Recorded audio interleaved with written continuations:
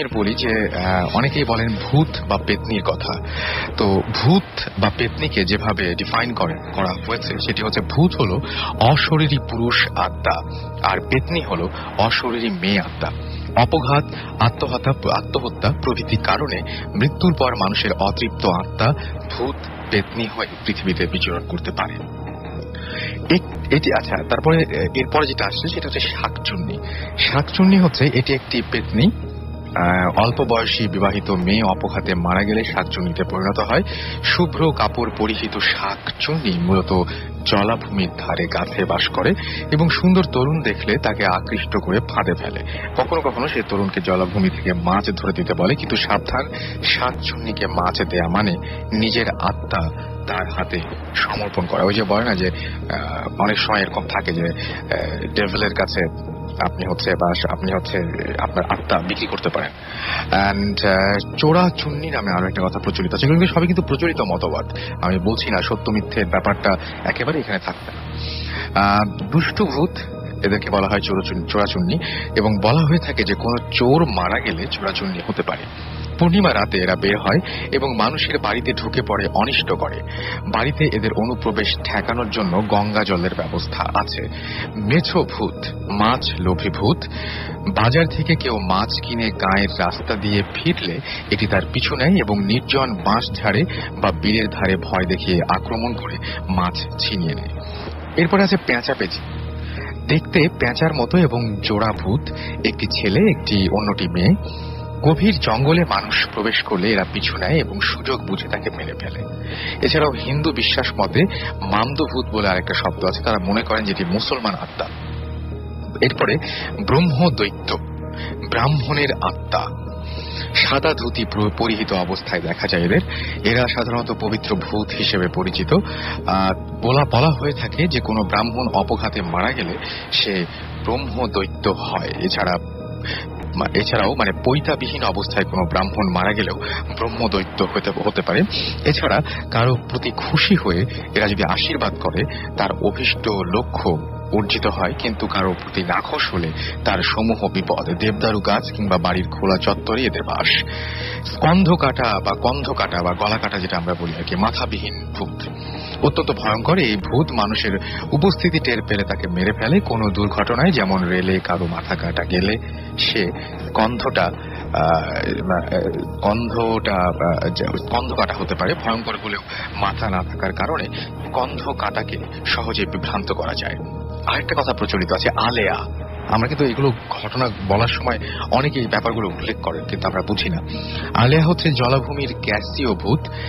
এরা জেলেদেরকে বিভ্রান্ত করে, জাল চুরি করে তাদের ডুবিয়ে মারে। কখনো কখনো অবশ্য এরা জেলেদেরকে সমূহ বিপদের ব্যাপারে সতর্ক করে থাকে। এছাড়া হচ্ছে নিশি, খুব ভয়ঙ্কর ভূত। অন্যান্য ভূত সাধারণত নির্জন এলাকায় মানুষকে একা পেলে আক্রমণ করে, কিন্তু নিশি গভীর রাতে মানুষের নাম ধরে ডাকে। নিশিটাকে সাড়া দিয়ে মানুষ সম্মোহিত হয়ে ঘরের দরজা খুলে বেরিয়ে পড়ে, আর কখনো ফিরে না। কিছু কিছু তান্ত্রিক অন্যের বিরুদ্ধে প্রতিশোধ নেয়ার জন্য নিশি পুষে থাকে।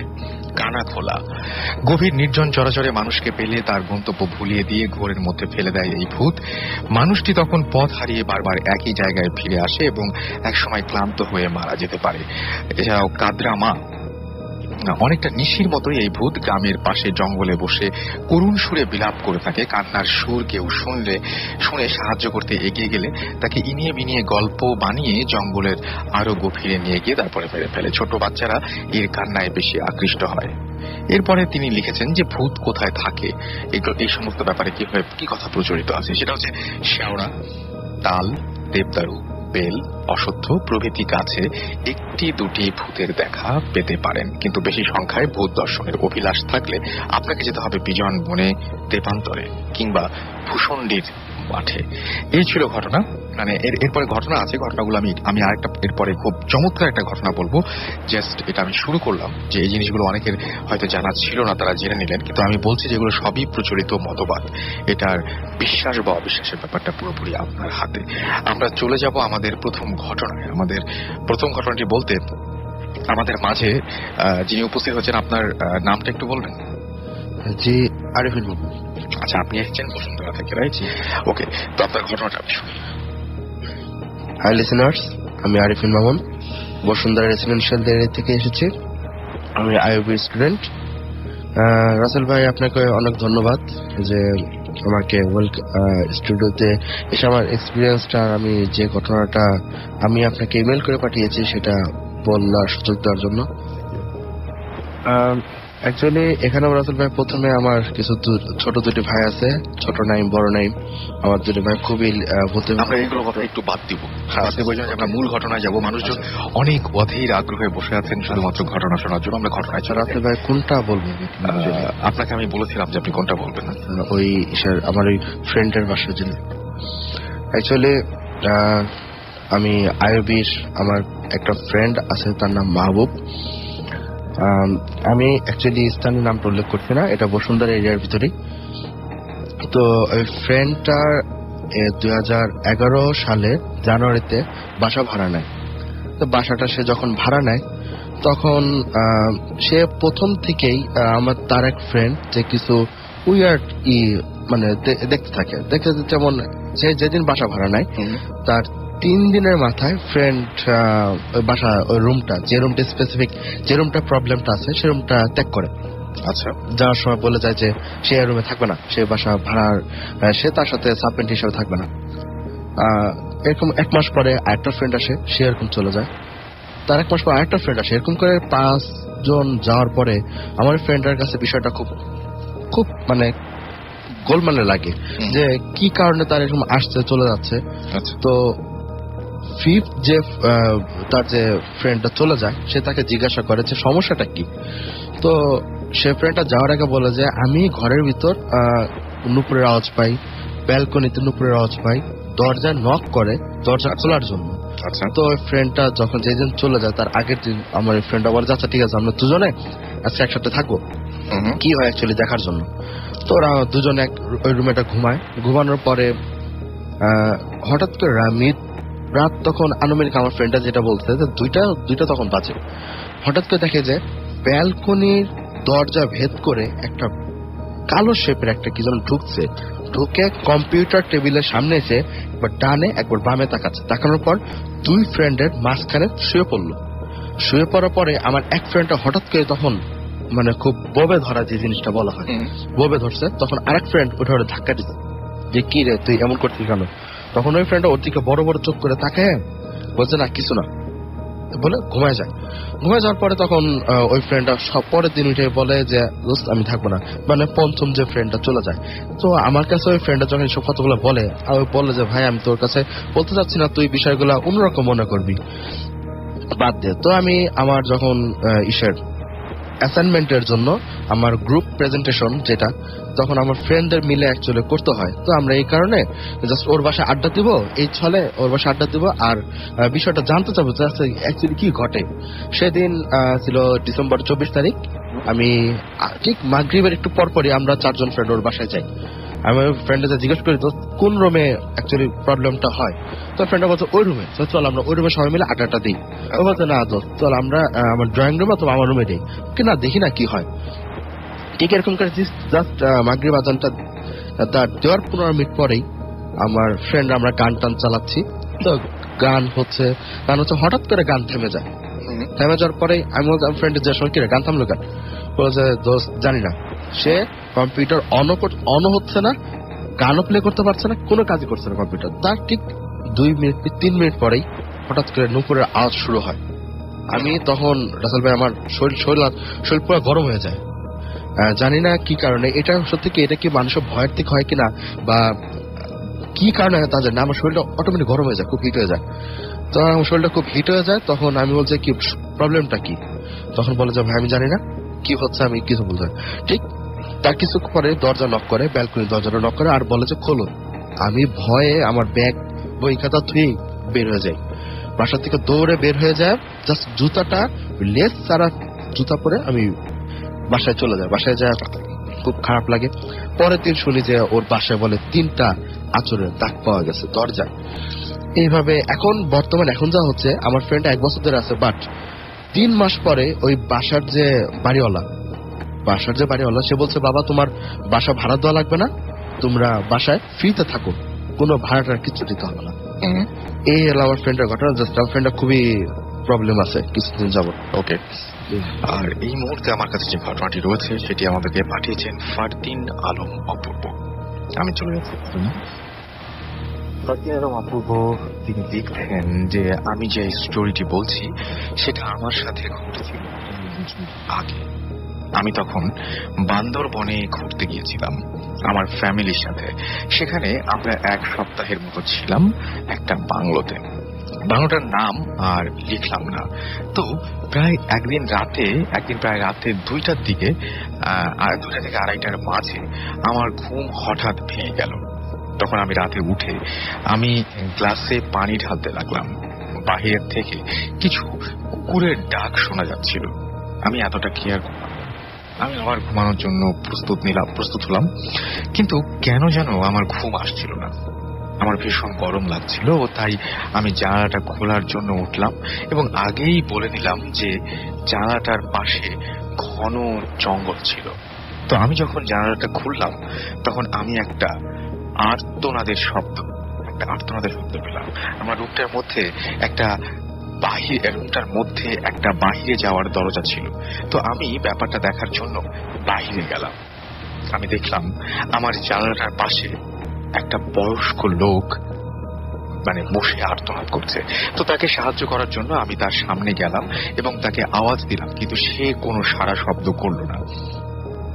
আমি তার সামনে এগিয়ে গেলাম ও তাকে স্পর্শ করলাম। তখন সে উঠে ঘন জঙ্গলের দিকে খোঁড়াতে এগোতে লাগলো এবং আমি তাকে পেছন থেকে দেখলাম, কিন্তু সে কোনো সাড়া শব্দ করলো না, বরং আরো গভীর জঙ্গলের দিকে এগোতে লাগলো। সে কিছু গভীরে যাওয়ার পর আমাকে ইশারা করলো সেখানে আসার জন্য। তখন আমি সেখানে এগোলাম এবং সে আমাকে আঙুল দিয়ে ইশারা করে কিছু একটা দেখালো। আমি সেখানে তাকালাম এবং আমি দেখলাম যে একটি বৃদ্ধ লোকের লাশ। অবাক কাণ্ড এই যে লোকটা, এটা যে খুবই অবাক একটা ব্যাপার যে আমি এতক্ষণ সাহায্য করার চেষ্টা করছিলাম যে লোকটাকে, তার চেহারা ও লাশটির চেহারা একদম হুবহু একই রকম। আমি তার দিকে আবার ফিরে তাকালাম এবং দেখলাম যে সে নেই এবং সেখানটাতে আমি তারপর ভয়ে চিৎকার দিয়ে আমাদের বাংলোর কাছে দৌড়ে গেলাম এবং রুমে ঢুকে আমার জ্ঞান হারালাম। আচ্ছা, লিখেছেন আপনি তিনি অনেক যেভাবে লিখেছেন সেটা পড়া খুবই ডিফিকাল্ট। আমি ঘটনাটা বলি বরং, যে উনি বলছেন যে উনি ওনার বাংলোতে ছিলেন এবং জানালা খুলে দেখলেন যে একজন বয়স্ক লোক। সেই বয়স্ক লোকটাকে দেখে তিনি প্রথমে তাকে সাহায্য করার জন্য এগিয়ে গেলেন এবং বয়স্ক লোকটা তাকে যেটা বললেন সেটা হচ্ছে যে ইশারা করে জঙ্গলের দিকে চলে গেলেন এবং গভীর জঙ্গলে গিয়ে তাকে ইশারায় কাছে ডাকলেন। এবং কাছে যাওয়ার পরে যে ঘটনাটা ঘটলো সেটা হচ্ছে উনি ইশারা করে একটা ডেড বডি দেখালেন। আশ্চর্যের ব্যাপার হচ্ছে এইটা যে এই ভদ্রলোক, তার চেহারা যেমন, ডেড বডির চেহারা ছিল অবিকল সেই রকম। এবং এরপরে যেটা হলো সেটা হচ্ছে তার থাকার কথাও না, ভয়ে তিনি দৌড় দিয়ে সেখান থেকে চলে এসেছিলেন এবং পরের দিন সকালবেলায় তিনি তার যে সমস্ত চারপাশের লোকজন ছিল তাদের সবাইকে বলেছিলেন যে এরকম ঘটনা, এবং তারা সেখানে গিয়েছিলেন যেখানে যে ঘটনাটা ঘটেছিল সেখানে সবাই মিলে লোকজন সাথে নিয়ে তারা দেখেছিলেন এবং গিয়ে দেখলেন যে হ্যাঁ, পরের দিন সকালবেলায় সেখানে যাওয়ার পরেও দেখা গেল যে সেই বৃদ্ধ লোকটি সেখানে পড়ে আছে এবং পুলিশকে তারপরে ইনফর্ম করা হয়েছিল এবং পুলিশ কিছু ইনভেস্টিগেশনের পর লাশটি নিয়ে চলে গিয়েছিল।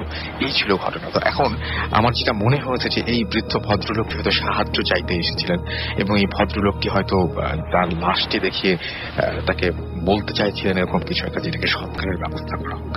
তো আমি জানি না যে আপনাদের কারো কোনোদিন এরকম সমস্যা হয়েছে কিনা বা এরকম ধরনের কোনো এক্সপিরিয়েন্স আপনাদের আছে কিনা, বাট এটা খুবই একটা উইয়ার্ড ব্যাপার যে কোনো একটা লোক যদি নিয়ে গিয়ে আপনাকে তার নিজের লাশ দেখায়, এটা খুবই খুবই ভয়ঙ্কর একটা ব্যাপার হওয়ার কথা। আমরা চলে যাবো আমাদের সেকেন্ড যে অতিথি আছেন তার কাছে এবং তার কাছে ঘটনা শুনবো। এবং আমি বলে রাখি যে উনি আমাদের মাঝখানে আজকে এসেছেন অনেক কষ্ট করে, কারণ উনি ঢাকার বাসিন্দা নন, উনি এসেছেন ময়মনসিং থেকে আমাদের ডাকে সাড়া দিয়ে আর কি। সো থ্যাংক ইউ এত দূর থেকে আমাদের কাছে আসার জন্য। হ্যালো লিসেনার, আমি আরিফিন শাহ ময়মনসিং থেকে এসেছি। আমার ভোকালটা কিছুটা হয়েছে, কেননা আমি বাইক দিয়ে আসতে হয়েছে এতটা, বা বাইক দিয়ে এসেছি সেজন্য। যাই হোক, প্রথম যে ঘটনাটি আমি বলবো সেটি আমার এক কাজিন, আমার ভাই। উনি একটা সময় যখন কলেজে উঠেন তখন ওনার কিছু পার্সোনাল কারণে বা ব্যক্তিগত প্রয়োজনে ওই কলেজে যে হোস্টেল, সেই হোস্টেল একটা রুমের বা একটা সিটের প্রয়োজন।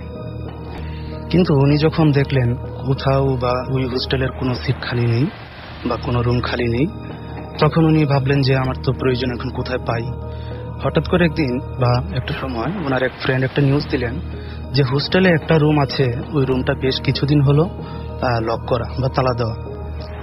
উনি জানতে চাইলেন কেন এটা তালা দেওয়া, কেন, উনি ততটা আর কি সঠিক তথ্য দিতে পারেনি। তারপর আমার সেই কাজিন গেলেন প্রিন্সিপালের কাছে, গিয়ে বললেন যে স্যার আমার ওই রুমটা লাগবে, এই 31 নাম্বার রুমটা বলে রাখি যে ওই 31 নাম্বার রুমটা আমার প্রয়োজন। তখন প্রিন্সিপাল সাহেব বললেন যে ওই রুমটা তো দেওয়া যাবে না, ওই রুমটা একটু সমস্যা আছে। সমস্যাটা জানতে চাওয়ার পরে উনি সমস্যাটা বলতে চাননি যে কি সমস্যা, তবে একটা সময় বললেন যে ওখানে একটা অনেক বছর আগের কথা, একজন স্টুডেন্ট সেখানে একা থাকতেন। তারপরে 2 দিন হয়ে যায় উনি রুম থেকে বের হয় না, ওর ফ্রেন্ডরা ডাকাটাকি করে, বের হয় না। তারপর সবাই যখন দরজা ভেঙে ভিতরে ঢোকার পর দেখে ওই রুমে যে স্টুডেন্টটা থাকতো ওটা ফ্যানের আংটার সাথে ঝুলে আছে, গলায় রশি বা এই জাতীয় একটা কিছু পেঁচিয়ে। এজন্য ওই রুমটা আমরা লক করে রেখেছি, কাউকে দিই না।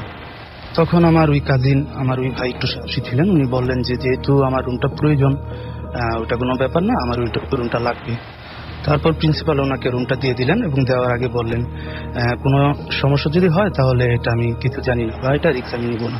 উনি বলেন ইটস ওকে। তারপরে দিন যাচ্ছিল, কোনো সমস্যা হয়নি। তবে যেদিনটা মূল ঘটনা ঘটে সেদিনের কথাটা আমি বলছি। আমার ওই ভাই উনি গান গাইতে পছন্দ করতেন, গিটার বাজাতেন। একদিন বিকেলে উনি ওনার রুমে বসে, ওনার মুখোমুখি একটা জানালা, উনি বসে, জানালাটা চাপানো ছিল, ভেজানো ছিল জানালাটা, উনি গান গাচ্ছিলেন। ওই সন্ধ্যার আগাগ সময়তে অর্থাৎ বিকাল শেষ পর্যায়ে হঠাৎ করে জানালার একটা পাটা খুলে যায় শব্দ হয়ে। উনি গান গাচ্ছিলেন, উনি গান থামালেন না, উনি তাকালেন সামনের দিকে, তাকিয়ে দেখলেন একটি মধ্যবয়সী একটি মেয়ে, এই 20 থেকে 25 বছরের ভিতরে হবে, একটি মেয়ে দাঁড়িয়ে আছে, তার গায়ে কচু রঙের একটি শাড়ি পরা বা একটি কাপড় পরা। উনি ভাবলেন যে থাকতেই পারে, হয়তো বা গান শুনেছে, শুনে দাঁড়িয়ে শুনছে। কিন্তু হঠাৎ করে ওনার যখন গানের ভিতরেই মনে হলো যেখানে তো কোনো মানুষ আসার কথা নয়, কারণ উনি যে রুমটাতে থাকতেন ওই রুমের যেখানে ওই মেয়েটাকে দেখলেন ওখানে কারো বাড়ি নেই বা একটা বাউন্ডারি দেওয়া আছে অনেক উঁচু, আর ওখানে বাঁশের কিছু জঙ্গল বা এরকম বাঁশঝাড় আছে। তখন উনি ভাবলেন এখানে এই মেয়েটা আসবে কোত্থেকে। উনি এটার কোনো কুলকুনারা পেলেন না ভেবে, যাই হোক একটা সময় তো ভুলে গেলেন। কিন্তু সেদিন রাতে যখন রাত 1টা কি 1:30 বা তার কিছু উপরে হবে, তখন উনি গান গাচ্ছেন, উনি অনেক রাত পর্যন্ত প্র্যাকটিস করতেন। হঠাৎ করে যখন নির্জন হয়ে যায়, সব ফ্রেন্ড অন্যান্য রুমে ঘুমিয়ে যায়, তখন ওর জানালায় যে জানালাটা খুলে গেছিল ওই জানালাটা ঠকঠক করে শব্দ করছে। ওনার একটা অভ্যাস ছিল যে গানের ভিতরে যদি অনেক কিছু ঘটেও যায় উনি গানটা থামান না, গানটা শেষ করেন, এরপরে যান। যাই হোক গান শেষ করার পরে উনি বললেন কে, ওপার থেকে কোনো কথা আসছে না, শুধু বলছে যে জানালাটা খোলো, নিজের পরিচয় দিচ্ছে না। উনি বারবার, আমার ভাইটি বারবার বলে যাচ্ছেন, পরিচয়টা জানতে চাচ্ছেন যে আপনি কে। ওই মেয়েটি বারবারই বলছে যে তুমি জানালাটা খোলো, উনি খুললেন। যাই হোক কিছুক্ষণ নিস্তব্ধ, একটু পর উনি শুনতে পেলেন, যেহেতু ওনার রুমটা লাস্ট রুম ছিল, দেয়াল ঘেঁষা, তখন উনি শুনতে পেলেন পাতার উপরে পাড়া দিয়ে গেলে যে শব্দটা হয় সেই শব্দটা হচ্ছে, অর্থাৎ জানালা থেকে দেয়ালটা পাশ কেটে ওনার দরজার দিকে আসছে। কিছুক্ষণ পর দরজায় এসে ঠিক একইভাবে নক করছে আর বলছে খোলো, উনি খুললেন না। এরকম বেশ কিছুক্ষণ হলো কথা, একজন বলছে খোলো, মেয়েটি বলছে খোলো, আমার ভাইটি বলতেছে আপনি কি। এভাবে কথোপকথনের পরে একটা সময় আবার ওই জানালার কাছে মেয়েটি আসে, আবার ডাকাটাকি করে, কিন্তু উনি খুলেন না। তারপর আবার দরজার কাছে এসে আবার ডাকাটাকি করে। উনি বারবার জানতে চাচ্ছেন আমার ভাইটি যে তুমি কি। যেহেতু পরিচয় দিচ্ছে না সেহেতু খোলার কোনো প্রশ্ন ওঠে না। তারপর হঠাৎ করে মেয়েটি বলে উঠলো যে আমার ক্ষুধা লাগছে, তুমি দরজাটা খুলো, আমাকে ভাত দাও। আমার ভাইটি বললো যে ভাত দিব, তুমি কে সেটা তো জানি না, বলো যে আমার ক্ষুধা লাগছে, তুমি ভাত দাও। পরে ভাই বললেন যে হ্যাঁ ভাত আছে কিন্তু তরকারি নেই। ও বললো যে না তরকারি লাগবে, তুমি আমাকে গোস্তের তরকারি দাও। অর্থাৎ সে শুধু ভাত চাচ্ছে। আমার ভাই বলল যে না, আমি তোমাকে গুস্তুর তরকারি বা এই মাংসের তরকারি কোত্থেকে দিব, আমার কাছে শুধু ভাত আছে, তুমি ইচ্ছে করলে নিতে পারো, আমি দরজার নিচ দিয়ে দিব। বলে রাখা ভালো, দরজার নিচে কিছুটা ছিল, ফাঁকা ছিল। গ্যাপ ছিল। তারপর আমার ভাই থালায় ভাত নিয়ে বলল যে ভাতগুলো নাও, কিন্তু ওই মেয়েটি তখন ভাত চাওয়ার কথা চেঞ্জ করে দিয়ে বলছে তুমি দরজাটা খুলো। অর্থাৎ মেয়েটার টার্গেটই হচ্ছে তাকে দরজাটা খুলো না। কিন্তু আমার ভাই সে সিদ্ধান্ত নিয়েছে যে না, পরিচয়টা না জানা পর্যন্ত, তাছাড়া এই ছাত্র হোস্টেলে এত রাতে একজন মেয়ে কোত্থেকে আসবে, এটা খোলাটা ঠিক হবে না। এই জন্য উনি এটা খুলেননি। অনেকক্ষণ ডাকাডাকির পরে স্তব্ধ হয়ে গেল বা নিস্তব্ধ হয়ে গেল, কোনো সারা শব্দ নেই। আধা ঘন্টা মেবি 1.5 ঘন্টা পরে আমার ভাই দরজাটা খুললেন। দরজাটা খুলে বারান্দার দিকে তাকালেন, অর্থাৎ দরজাটা খুলেই বারান্দা, তাকিয়ে দেখলেন দূরে একটি কুকুর বসে আছে, এছাড়া আর কোনো মানুষ নেই। তারপর উনি দরজাটা আবার লাগিয়ে দিলেন। এই হচ্ছে আমার এই। তারপরে মেয়েটাকে দেখতে পাননি? না, আমি বাইরে কে ছিল দেখতে পান? সেটা দেখতে পাইনি। এরকম হওয়ার কারণ কি বলে আপনার মনে হয়? কেন এরকম হলো, মানে এই ব্যাপারটা কেন ঘটলো বলে আপনার মনে হয়? ব্যাপারটি ঘটলো, তবে যতটুক আমার ভাই যেটা আর কি মনে করেছিলেন যে এরকম হতে পারে, যেহেতু ওই ওখানে রুমে একজন ছেলে সুইসাইড করেছিল এবং উনি রাতে যে গান গাচ্ছিলেন, ওই যেখানে সুইসাইড করছিল ফ্যানের রানটা, সেটার একদম নিচেই বসে উনি গানটা গাচ্ছিলেন এবং উনি জানতে পারলেন ওই ডেটটাই ছিল ওই ছেলের মৃত্যুদিন। আচ্ছা, এই জন্য ওই ছেলেটা মৃত্যুবরণ করে। কিন্তু এখানে ছেলেটা আসে নাই, এসেছে একটা ছেলেটা আসেনি, একজন মেয়ে আসছে। একজন মেয়ে এসছে। সো মানে এরকম না, ওখানটা মানে অদ্ভুত, মানে অন্য সবগুলো চাইতে একটু আলাদা এই জন্য যে সাধারণত দেখা যায় যার ঘর বা যে মারা গেছেন তিনি আসেন। এখানে পুরোপুরি জিনিসটা অন্য একটা ঘটনা ঘটেছে এবং দরজা খুললে নিশ্চয়ই হয়তো কোনো বিপদও হতে পারত। এনিওয়েজ, হতেই পারতো কিছু একটা। আমি নেক্সট এক্সপেরিয়েন্সে চলে যাচ্ছি এবং এটি আমাকে পাঠিয়েছেন আরো একজন, তার ঘটনাটা বলছি। লিখছেন আমাকে, প্রিয় রাসেল ভাইয়া, আপনি নিশ্চয়ই ভালো আছেন, কারণ আমি জানি আপনি সবসময় ভালোর দলে। আমি আমার বন্ধুর সাথে রিসেন্টলি ঘটে যাওয়া একটা ঘটনা শেয়ার করছি, ভালো লাগলে পড়ে শোনাবেন। সময়টা বর্ষাকালের এক রাত, ঘড়িতে সময় প্রায় 11:30। বাইরে তখন তুমুল বৃষ্টি।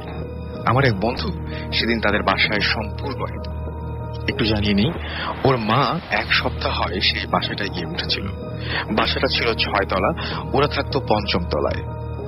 বাসাটার 4 তলায় থাকতো বাড়িওয়ালারা এবং সবার ওপরের তলাটা ছিল খালি। যাক, বৃষ্টির কারণে হয়তো সে সময়টা লোডশেডিং চলছিল। আমার বন্ধুটি মোমের আলোয় খাওয়া দাওয়া শেষ করে শুয়ে পড়লো। বাইরে তখন বৃষ্টি কমেনি এবং বোধহয় আরো খানিকটা বেড়েছে। খানিক বাদে ওরা হঠাৎ করে ওর ঘুম ভেঙে যায়। কেন ভাঙে তা বলতে পারে না। ঘড়িতে সময়টা তখন রাত 2:10। ওর ঘুম আসে না, আর তাই ও শুয়ে শুয়ে ফোনে গেমস খেলতে থাকে। হঠাৎ সে তার ঘরের পাশে খাবার ঘর থেকে অদ্ভুত কিছু আওয়াজ শুনতে পায়। কিছু আওয়াজ অনবরত হতে থাকে, যেন কেউ সেখানে বসে খাচ্ছে। অথচ ও ছাড়া পুরো ফ্ল্যাটে দ্বিতীয় কোনো মানুষ ছিল না। ও একটু ভয় পায়, তবে মনকে প্রবোধ দেয় এই ভেবে যে রাতের বেলা এমন শব্দ হতেই পারে, ভয়ের কিছু নেই। শব্দগুলো তখনও চলছিল এবং এক সময় তার স্পষ্ট শুনতে পেল কেউ একজন জগ থেকে পানির গ্লাসে পানি ঢালছে এবং 6-7 সেকেন্ড পর গ্লাসটি টেবিলে রাখার আওয়াজও পেল, যেন সত্যি কেউ পানি খেল। এবার আমার বন্ধুটি সত্যি প্রচন্ড ভয় পেয়ে যায়। রাত 2টার পর খালি বাসায় তার ঘুম ভেঙে গিয়ে পাশের ঘরেই এমন স্পষ্ট খাওয়া দাওয়ার শব্দ পেলে অতি সাহসীয় কি হাল হয় সেটা আপনারা বুঝতেই পারছেন। যা হোক, সে সাহস করে শোয়া থেকে উঠে বসে। ভেবে পায় না কি করবে। ঘরে চোর ঢোকে এবং ঘরে চোর ঢোকার যদি কোনো সম্ভাবনাই ছিল না, তবু তার মনে ক্ষীণ আশঙ্কা জেগেছিল এবং ক্ষীণ আশঙ্কা জাগেছিল যে চোর হয়তো ঢুকতে পারে, হয়তো ভয় কাটানোর জন্যই। তবু সে আল্লাহর নাম নিয়ে পা টিপে দরজার কাছে গিয়ে খাবার ঘরে উঁকি দেয়। তখন আর শব্দ। মোমবাতি জেলে নিয়ে সে পুরো ঘরটা ভালো করে দেখে নেয়, না কিছু নেই। খাবার টেবিলটাও একদম খালি, শুধু 2টো গ্লাস এবং দুটো গ্লাস আছে সেখানে।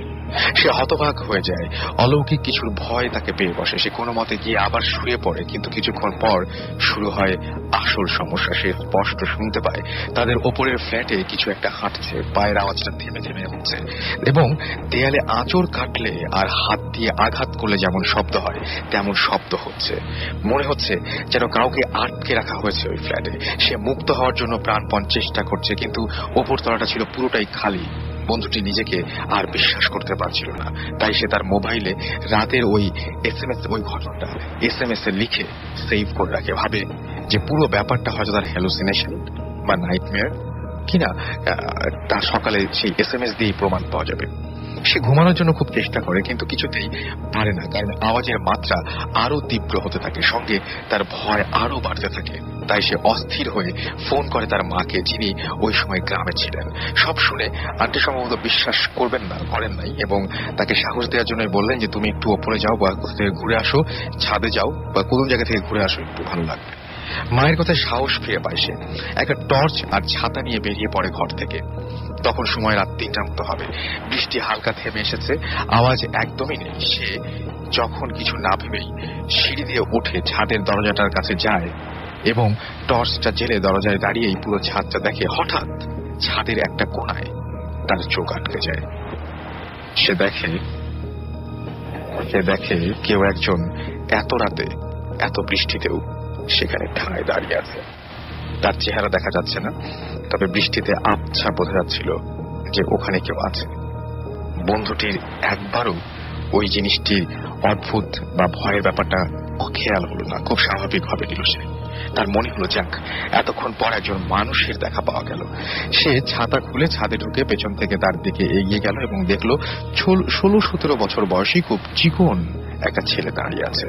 সে দাঁড়িয়েছিল বন্ধুটির দিক থেকে উল্টো দিক ঘুরে, তাই চেহারা না দেখা গেলেও বোঝা গেল তার শরীর এবং পরনের সাদা ফতুয়া আর পাজামাটা সম্পূর্ণ ভেজা।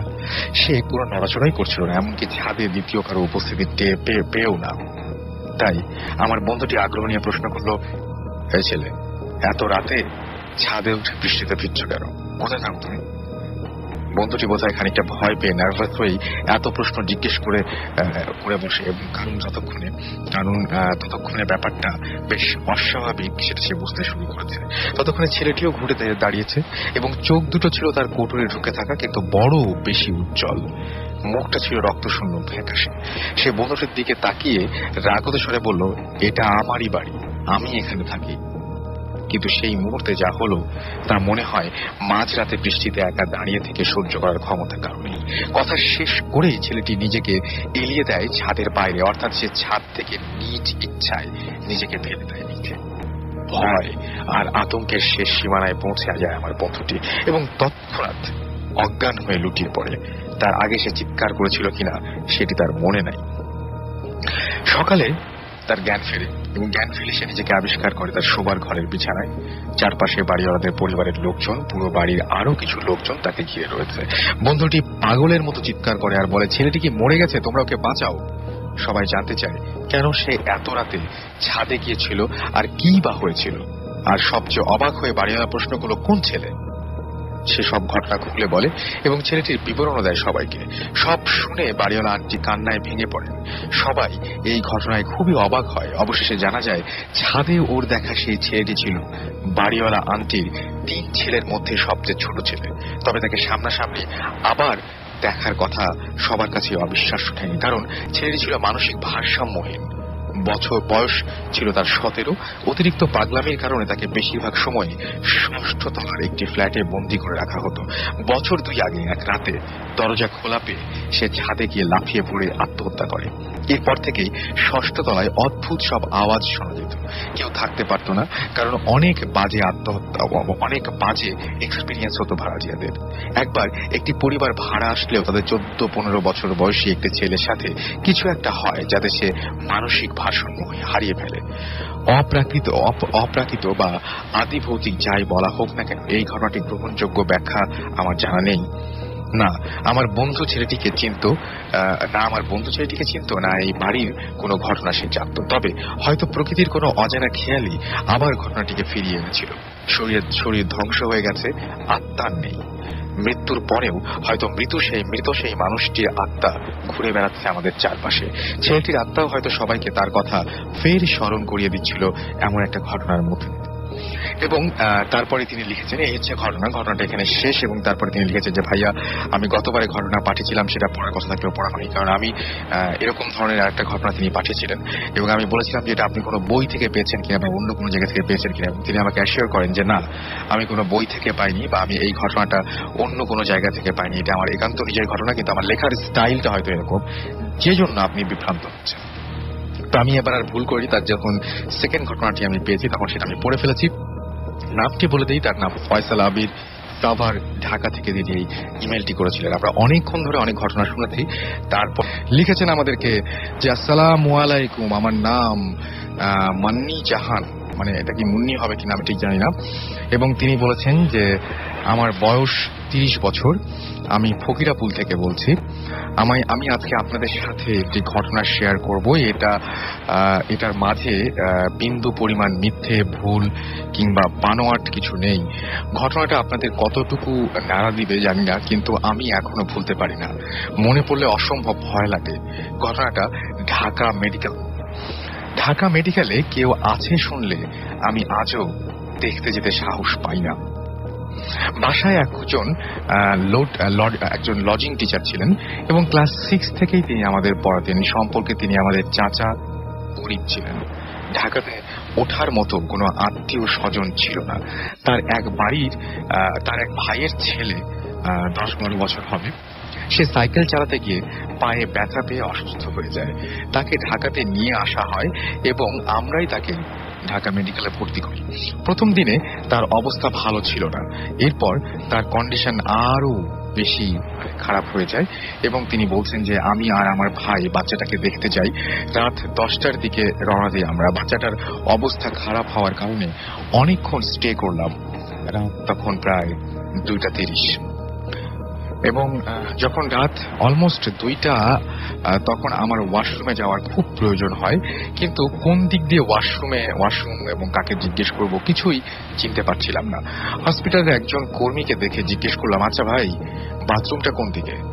সে আমাকে হাতের ইশারায় একটা দিক দেখিয়ে দিল। তো আমি একাই বাথরুমের দিকে গেলাম। বাথরুমে যেতে হবে একটা ওয়ার্ডের ভেতর দিয়ে।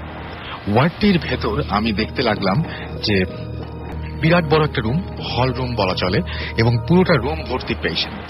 রুমের প্রতিটি বেডে পেশেন্ট আছে, কেউ ঘুমিয়ে আছে, কেউ জেগে আছে। আমি সবার দিকে একটু একটু তাকালাম, দেখলাম আমার দিকেও কেউ তাকিয়ে আছে এবং আমি তাদের মাঝে দিয়ে সোজাসুজি বাথরুমের সামনে গেলাম। গিয়ে দেখলাম এত রাতেও বেশ বিজি ওয়াশরুমটা, কেউ ঢুকছে, কেউ বের হচ্ছে, আমি যেতে পারছি না। আমি 3-4 মিনিট ওয়েট করলাম বাইরে দাঁড়িয়ে। তাদের প্রত্যেকের চেহারা কেমন যেন ফ্যাকাশে, মনে হয় শরীরে রক্ত নেই। কেউ কারোর সাথে কোনো কথা বলছে না। আমিও কোনো কথা না বলে একসময় বাথরুমে গেলাম এবং 2 মিনিট পর বের হয়ে আসলাম। বাইরের দিকে এসে একজন হসপিটালের সুইপারের সাথে আমার দেখা হয় এবং দেখা হওয়ার পরপরই আমি তাকে জিজ্ঞেস করলাম, ভাই, এতগুলো পেশেন্ট ঘুমিয়ে আছে, লাইটগুলো জ্বালানো কেন? সবগুলো লাইট জ্বলছে, 7-8টা টিউব লাইট হবে প্রায় জ্বলে আছে, এগুলো নিভিয়ে রাখলেই তো পারেন। উনি আমাকে বললেন, এরা তো পেশেন্ট না, এগুলি তো সব লাশ। ভয়ে আমার হাত পা শীতল হয়ে গেল। এরা সব লাশ। আমি ডান দিকে বাম দিকে তাকালাম, তাকিয়ে দেখলাম আমার ডান পাশে একটা কর্নারে ছোট্ট একটা বাচ্চাদের অনেক লাশ সাদা চাদর দিয়ে মুড়িয়ে স্তূপ করে রাখা হয়েছে। আমি আমার পা বাড়াতে সাহস পেলাম না। আমি থমকে রইলাম আর তাকে বললাম যে এইদিকে বাথরুম, কথাটা কমপ্লিট করতে পারলাম না। সে আমাকে বলল, এদিকে কোনো বাথরুম নেই, এটা তো লাশের ঘর, আপনি ওই দিকে সোজা চলে যান। আমি তো অলরেডি বাথরুম থেকে ফ্রেশ হয়ে এসেছি। আমি তাহলে কোথায় গিয়েছিলাম? কাদের দেখলাম? নিজে গিয়েছিলাম নাকি আমাকে কেউ নিয়ে গিয়েছিল? আমি দৌড়ে পেশেন্টের কাছে ফিরে আসলাম। কোন ওয়ার্ডে কোথায় কিভাবে গিয়েছিলাম কিছুই আমি মেলাতে পারলাম না। আমি জানি আমি ভুল দেখিনি, তবে এটা কি ছিল এখনো আমার মনে হয় যে আসলে কি এটা সত্যি নাকি মিথ্যা, এরকম একটা কথা দিয়ে তিনি শেষ করেছেন। এই ছিল ঘটনা যে তিনি বাথরুমে যাওয়ার সময় যে ওয়ার্ডের ভেতরে গেছিলেন, একটা ওয়ার্ড পার হতে হয় এবং সেখানে তিনি অনেক মানুষকে তার দিকে তাকিয়েও থাকতে দেখেছেন, অনেক মানুষকে বিভিন্ন দিকে তাকিয়ে থাকতে দেখেছেন, অনেক মানুষকে চুপচাপ শুয়ে থাকতে দেখেছেন। পরে জানতে পারলেন যে না, এখানে কোনো বাথরুম ছিল না, সেরকম কোনো ওয়ার্ডের কোনো খবর নাই এবং এটা ছিল একটা লাশ। এতগুলো লাশ ধরে তাকালো কিভাবে বা কি হলো কিছুই বোঝা যাচ্ছে না। এটা পুরো হ্যালুসিনেশন হতে পারে, কিন্তু এরকম ভাবে আর যদি হ্যালুসিনেশন হয় কি অবস্থা হবে আপনি নিশ্চয়ই বুঝতে পারছেন। এখন এটা থেকে আমরা কি শিক্ষা গ্রহণ করবো আমি জানি না। অপরিচিত কাউকে কি আমি বাথরুমের কথা জিজ্ঞেস করবো না, যেটা আপনাদের ওয়াশরুমটা কোথায়, নাকি আমি খুব রাতের বেলায় এরকম কোনো জায়গায় যাওয়ার সাহসী করবো না, নাকি অপরিচিত কোনো বাথরুম আমি ঢুকবো না। আসলে বাসার বাথরুমও তো যে কোনো সময় অচেনা হয়ে যেতে পারে। গভীর রাতে ঘুম ভেঙে যখন আপনি উঠবেন তখন নিজের বাথরুমটাও বেশ অচেনা হয়ে যায়। কিন্তু আমি বারবার করে আপনাদেরকে একটা কথা বলছি, অনেক রাত্রে যদি ওঠেন এবং বাথরুমে যান তাহলে কখনোই কখনোই কখনোই আয়নার দিকে তাকাবেন না। এবং আয়নার দিকে তাকালে কেমন যেন হঠাৎ করে আপনার এই ঘুম ঘুম চোখে পুরো পেছনের দৃশ্যগুলো অপরিচিত লাগতে পারে। হয়তো দেখছেন যে আপনি পুরো একটা ফুলদানি দেখছেন একভাবে, যে নীল এবং টাইলসের উপরে হয়তো নীল ফুলগুলো বাম দিকে এবং লাল ফুলগুলো ডান দিকে ছিল, সেটা উল্টে গেছে। এরকম অনেক কিছু হয়ে যেতে পারে এবং ভয় পেতে পারেন আপনি। সো বাথরুমে অবশ্যই সাবধানে যাবেন। এবং মাঝে মাঝে অনেকের বাসাতে অনেকেই লেখেন যে বাথরুম থেকে নানান ধরনের শব্দ হয়। ঘুম ভেঙে এরকম কোনো শব্দ বাথরুমে পেলে চেক করতে যাওয়া হয় ঠিক না, আগে লাইট জ্বালিয়ে নিন, তারপরে সাবধানে আপনি বাথরুমের দিকে অগ্রসর হন। এই ছিল আমার উপদেশ। আর একটু আগে যেটা বললাম সেটা ছিল ঘটনা। এর মাথায় অনেক SMS চলে এসছে। আপনি যদি SMS পাঠাতে চান তাহলে আপনার মোবাইলের মেসেজ অপশনে গিয়ে টাইপ করুন SHOUT শাউট স্পেস আপনার নাম স্পেস আপনার মেসেজ পাঠিয়ে দিন 9840 নাম্বারে, আপনার এয়ারটেল নাম্বার থেকে বা অন্য যে কোনো নাম্বার থেকে। আমরা চলে যাব আমাদের নেক্সট ঘটনায়। আপনি আমাদেরকে একটা ঘটনা বলবেন বলেছেন। আচ্ছা, এই ঘটনাগুলো আপনার নামটাকে বলেন। হ্যালো এভরিবডি, আমার নাম আশিকুর আর আমি চিটাগং নরফল বাজার সিটি মেশিন থেকে। তো আপনি চিটাগং থেকে এসেছেন? জি। ওকে, সো আপনার যে ঘটনাটা সেই ঘটনাটা কোথায় ঘটেছিল?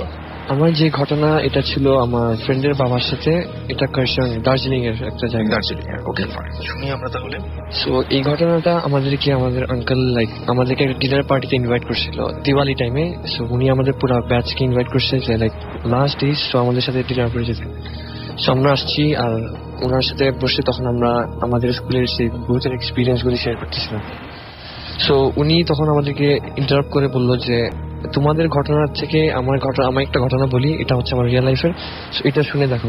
তখন আমরা জিনিসটা ক্যাজুয়ালি নিলাম, তো বললাম ঠিক আছে শুনি। তখন উনি বলতেছিল উনি যখন আইসি মেট্রিক লেভেল টাইম আইসিসি দেওয়ার আগে ওরা পড়তো একটা আর্মি বোর্ডিং স্কুলে। সো আর্মি বোর্ডিং স্কুলে তখন আমাদের এখানে প্রত্যেক বছর একটা ফেমাস একটা কলেজ ছিল গোথলস। ওখানের মধ্যে প্র্যাকটিস হতো, কনসার্টের সে রাত্রে 11টা 11:30 টাইম ক্রস হয়ে যেত, কনসার্ট প্র্যাকটিস হতো। সো এরকম করে ওরা গোথলসে যায়, ডেইলি প্র্যাকটিস করতো বাইরের স্কুলের এসে। সো এরকম করতে করতে একদিন প্র্যাকটিসের রাতে প্র্যাকটিস করতে করতে তখন ঘড়ি দেখে, তখন বাজে 11টা 11:30, প্রায় কাছাকাছি 12টা।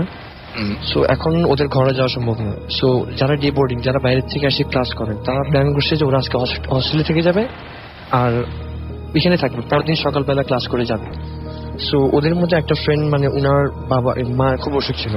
উনি প্ল্যান করছে যে ওকে বাসা যাইতেই হবে, যে কোনো সম্ভব বাসা পৌঁছে যেতে হবে।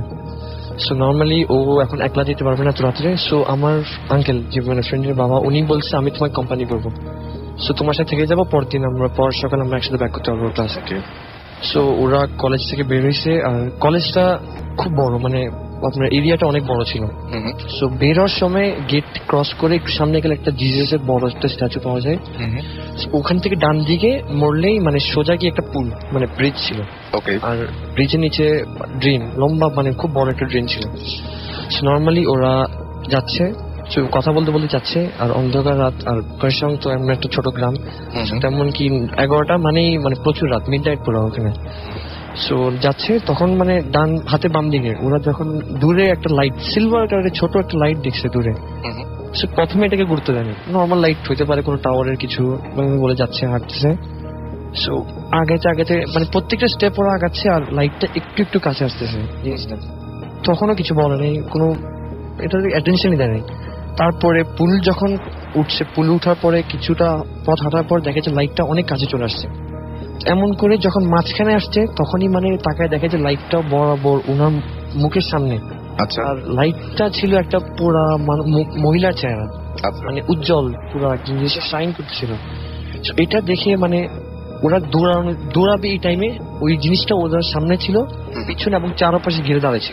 আচ্ছা So এটা দেখে আমার ফ্রেন্ডের আঙ্কেল উনি তো ওখানে ফেন্ট হয়ে গেছে, আর যে ওনার পাশে যে ফ্রেন্ডটা ছিল কিছু না করতে পারে ওখান থেকে লাভ দিয়েছে আর তো ওখানে ফেন্ট হয়ে যাওয়ার পরে কেউ কোনো খবর টবর কিছু পায়নি। সো নেক্সট ডে যখন ফ্রেন্ডরা বের হয়েছে ক্লাস থেকে, বের হয়ে দেখে যে ওখানে আমার আঙ্কেল পড়ে আসছিল। সো ওনাকে গিয়ে ডাকতেছে, জিজ্ঞেস করছে কি হয়েছে, তখন ওনার তো পুরো জ্ঞান হারা। তখন উনি বললো যে কাল রাতে এরকম এরকম ঘটনা ঘটছে, তো আমার ফ্রেন্ড কোথায়, তখন বলছে তোর সাথে বের হয়েছে, আমরা তো জানি না। তখন ওকে মানে ভিতরে নিয়ে আসছে, তখন ও বলছে জিনিসটা এরকম এরকম। তারপর 11টার দিকে খবর পাওয়া গেছে যে লাশটা একদম পুরো ট্রেনের লাশ মাথায় পাওয়া গেছে, ট্রেনের লাশটা। এরকম করার পর উনি এক সপ্তাহ ক্লাসে আসে নাই, আঙ্কেলটা ঘরে ছিল, সো লিভ নিয়ে পাশে ছিল, সো আসে নাই। তখন মানে জিনিসটা খুব উইয়ার্ড। তো উনি বলতেছে উনি ক্লাসে ব্যাক করবে, এখন আর কতদিন বাসা থাকা যায়, ব্যাক করবে। সো ওনার হস্টেল, ওনাকে যখন এখন হস্টেলে যেতে হবে, সো নর্মালি উনি বাসা থেকে বের হয়ে যাচ্ছিল। সো কারসঙ্গে একটা টি গার্ডেন, মানে যে জায়গাটা পুরো সারাউন্ডেড টি গার্ডেন ছিল, উনাকে যাওয়ার জন্য ফুটপাথ মানে মেইন রোড দিয়ে গেলে ওনার অনেক টাইম লাগবে। সো উনি ডিসাইড করছে উনি শর্টকাট দিয়ে তাড়াতাড়ি যাবে ক্লাসে। আমিও, ওনার অবস্থা খুব খারাপ ছিল এই সিচুয়েশনটা পরে। সো উনি যাচ্ছিল, সো টি গার্ডেনের রাস্তাটা উঁচা ছিল, মানে হাই লেভেলের। তো উনি টি গার্ডেনের রাস্তা দিয়ে আস্তে উঠতেছে এবং কুয়াশা শীতকাল ওরকম টাইপের যাচ্ছিল। তখনই মানে উনি যখন হাইয়েস্ট পিকে আসছে, তখনই ওখানে একটা লোক গাছে নিচে, মানে পুরা আপারে কিছু নাই, মানে ওনার শুধু নিচের পোর্শনটাতে উনি ক্লোথে ছিল, আর আপার পোর্শন পুরো বেয়ার ছিল। উনি ওখানে বসেছিল, লাইক তখন মানে জিনিসটা খুব উইয়ার্ড যে উনার মাথাটা দিয়ে উনি মানে মাথাটা নিচু করে উনি হাঁটু ধরে বসেছিল। তখন উনি নেপালিতে জিজ্ঞেস করছে ভাইয়া এখানে কি করতেছেন এক লাগে। তখন প্রথমবার যখন জিজ্ঞেস করছে কিছু বলে না, তখন ওনার গায়ে এভাবে টাচ করে বসছে যে ভাইয়া এখানে। তখন মানে ওনার গাটা ঠান্ডা ছিল। আপনি পারেন নেপালিতে, নেপালিতে বলেন না, লাইক একদম এক্স্যাক্টলি তখন উনি বলছিলাম যে এরকম দাদা তুমি লাইক কে ভাও, এরকম জিজ্ঞেস করছে আর কি। তখন কি হয়েছে আপনার, তখন জিনিসটা কিছু বলে নেই। তো সেকেন্ড বার যখন এভাবে ধাক্কা দিচ্ছে, তখনই মানে উনি এইভাবে তাকাইছে, আর উনার চেহারাতে কিছু ছিল না, শুধু উনার দুটা চোখ ছিল, মানে মুখ পোষণ নাক পোষণ ওনার কিছুই ছিল না। এটা দেখে উনি এক দৌড় উনি মেন রোডে এসে উনার দোকানদারের কাছে এসে জিজ্ঞেস করছে, মানে উনি কথাই বলতে পারতেছে না, যে উনি ডাক দিয়ে বলতেছে ওখানে কি। তখন দোকানদারটা বলছে আপনি এই রুটে আসছেন কেন, এই রুটটাই এরকম খারাপ। তো উনি এই রুটটা খারাপ হলো, তো উনি ওনাকে বলছে ডাইরেক্ট আপনি ক্লাসে যান গা, জিনিসটা খুব খারাপ, আপনি মেন রোড দিয়ে যান। তো উনি মেন রোড দিয়ে ক্লাসে ব্যাক করছে। তো জিনিসটা ওনার মা বাবাকে জানানোর কথা, উনি বলছে ওনার মা বাবাকে জানাবে। আচ্ছা, সো এখন ওয়েট করছে জানাবে করে আলসামি করে করেনি। ওনাদের হস্টেল ছিল 2 স্টোরির বিল্ডিং, মানে উপরে 10টা রুম, নিচে 10টা রুম, আর প্রত্যেকটা রুমে 2 জন করে থাকতো। আর উডেন ছিল, তো উডেন সার্ফেসের। সো উনি থাকতো উপরতলার রুমে। সো ওই দিন রাত্রেবেলা যখন উনি ঘুমাইতে গেছে, আর ওনার ওই দিনের সিচুয়েশন, মানে পুলের সিচুয়েশনটা পরে ওনার ঘুমিয়ে হতো না, মানে মাঝরাতে ঘুম ভেঙে যেত, মানে এটা রেগুলার ছিল। সো তারপরে এরকম করে যখন উনি ঘুমাইতে গেছে ওই দিন রাত্রেবেলা, সো নর্মালি উনি ঘুম 2টা 2:30 এরকম করে ভেঙে যেত, এটার মাঝখানে টাইমে ভেঙে যেত। যখন এই টাইমে যখন উনি ঘুম ভাঙছে একবার, তখন মানে রেগুলারলি উনি নিচে উডেন সার্ফেস আওয়াজগুলো শুনতো, মানে ঠক করে যে হাঁটতেছে, প্রত্যেক রুমে যাচ্ছে, এরকম করে মানে ফিল করতো উপর থেকে যে জিনিসটা সাউন্ডটা এই রুমে যাচ্ছে ওই রুমে যাচ্ছে, উনি ফিল করতো। তো উনি চুপচাপ মানে যেরকম ভাবে মুখে কম্বল টম্বল দিয়ে ঘুমানোর চেষ্টা করতো। সো এরকম করে যখন তৃতীয় দিন মানে উনি এইভাবে ঘুম ভাঙছে উঠছে, তখন আওয়াজটা নর্মালি এভাবে যাচ্ছে, এখান এই রুম থেকে এই রুম, এই রুম থেকে এই রুম, সামনে ছিল পাকঘর। সো জিনিসটা সাউন্ডটা পাকঘরে গেছে। তো পাকঘরে যেই সেলফগুলি ছিল ওই চামচগুলি ধরছে, উনি ফিল করতেছে সব আওয়াজগুলি পাচ্ছে। তো ফিল আস্তে আস্তে সিঁড়িতে উঠতেছে, জিনিসটা সাউন্ডটা সিঁড়িতে উঠে ওনার দরজার সামনে এসে দাঁড়াইছে কিছুক্ষণ, মানে উনি ফিল করতে, উনি তখন কম্বলটা উঠায় ওনার মুখের মধ্যে মানে চাপাই দিয়েছিল, দেখবে না, উনি এখন শুইতেও পারতেছে না, উনি মানে বসা পজিশনে মানে কম্বলটা ওনার মুখে উড়াল ছিল। সো তারপরে কিছুক্ষণ পরেই মানে দরজাটা আস্তে করে খোলা আওয়াজ পাইছে, জিনিসটা ফুটস্টেপটা আস্তে আস্তে ওনার কাছে আসছে। আসার পরে কিছুক্ষণ পরে মানে ওনার যে গায়ে ফিলিংটা আসছে, যে একটা ঠান্ডা জিনিস, হেরি জিনিস ওনার গাটা ছুঁইতেছে, মানে উনি এটা পাওয়ার সাথে সাথে ওদিকে ফেন্ট হয়ে গেছে। সো পরদিন সকালবেলা স্কুলে পুরো একটা কমোশন টাইপ হয়ে গেছে, যে কিওস টাইপের জিনিস। তখন উনি মা বাবাকে ফোন করে ডাকছে, এরকম ঘটনা। তো মা বাবা ওকে উজা টাইপের কাছে নিয়ে গেছে, তাবিজটা দিছে ওনাকে। সো অ্যামেজিং থিং যে এখনো যে ওনার হাতে এখনো তাবিজটা আছে, উনি আমাদেরকে নিজেই দেখাইছে তাবিজটা ওনার বাম হাতে এই উপরে, আর ওই ঠিক এলবো ঠিক উপরে ওনার তাবিজটা বাঁধা। So, ওই জিনিসটা শোনার পরে ইন্টারেস্টিং তো লাগছে, সাথে ভয়ও লাগছে। এবং আপনার ওই কলেজ বা ক্যাম্পাস, মানে আপনার ক্যাম্পাসের সবাই এই ঘটনাটা জানে নিশ্চয়ই? অ্যাকচুয়ালি ছেলেটা আঙ্কেলের, সো ওনার ফ্রেন্ড সার্কেল সবাই জানে। সবাই জানে, মানে ওই এলাকার ব্যাপার। হ্যাঁ, সবাই জানে। সবাই জানে। ওখানে কি এছাড়াও এরকম ঘটনা ঘটে, মানে রেগুলার? এখন জিনিসটা এখন মানে মানুষ বাড়াতে, এখন ঘর বাড়ি সব বাড়তেছে, এখন তেমন কিছু হয় না। হয় টি গার্ডেন সাইডে এগুলি রেগুলার, এইসব জিনিস দিনের বেলাও দেখে অনেকে, জিপ দাঁড়ায়, কেউ লিফট খুঁজে, এটা রেগুলার দিনের বেলাতে কেউ লিফট, দিনের বেলা মানে এরকম অনেক। এই জন্য ড্রাইভাররা এখন একটা শর্টকাট রুট বের করছে, মানে ওদিকে যায় লং ওয়ে, যেটা মেন। মানে ড্রাইভাররা শুধু রাতে না, মানে দিনের বেলাতেও এই ধরনের দিনের বেলা হয় অবশ্যই। এবং ছেলে মেয়ে যে কেউ হতে পারে যে দাঁড়িয়ে লিফট যাচ্ছে। এবং লিফট যাওয়ার পরে কি হয়, ওঠার পরে কি কোনো ড্রাইভাররা বিপদে পড়ে বা এরকম কিছু? থামায় না, যারা মানে রেগুলার ড্রাইভার ওরা কখনো গাড়ি থামায় না, কিন্তু থামালে নিশ্চয় বিপদ হয়। হ্যাঁ, এরকম অনেক কাহিনী শোনা গেছে যে অ্যাক্সিডেন্ট হয়, মানে এটা থামানোর পরেই টার্নিং এ অ্যাক্সিডেন্ট হয়, লিফট দিলে অ্যাক্সিডেন্ট হয়, এরকম অনেক কাহিনী শুনছি। অনেকে মানে, অনেকে মানে না, যারা দেখে তারা মানে। ওকে ফাইন, তো যাবো আবারও ঘটনায়, এবং আমাদের আরো একজন গেস্ট আছেন, তার কাছ থেকে আমরা ঘটনা শুনবো। আমরা চলে যাই আপনার কাছে, আপনার নামটা একটু বলুন।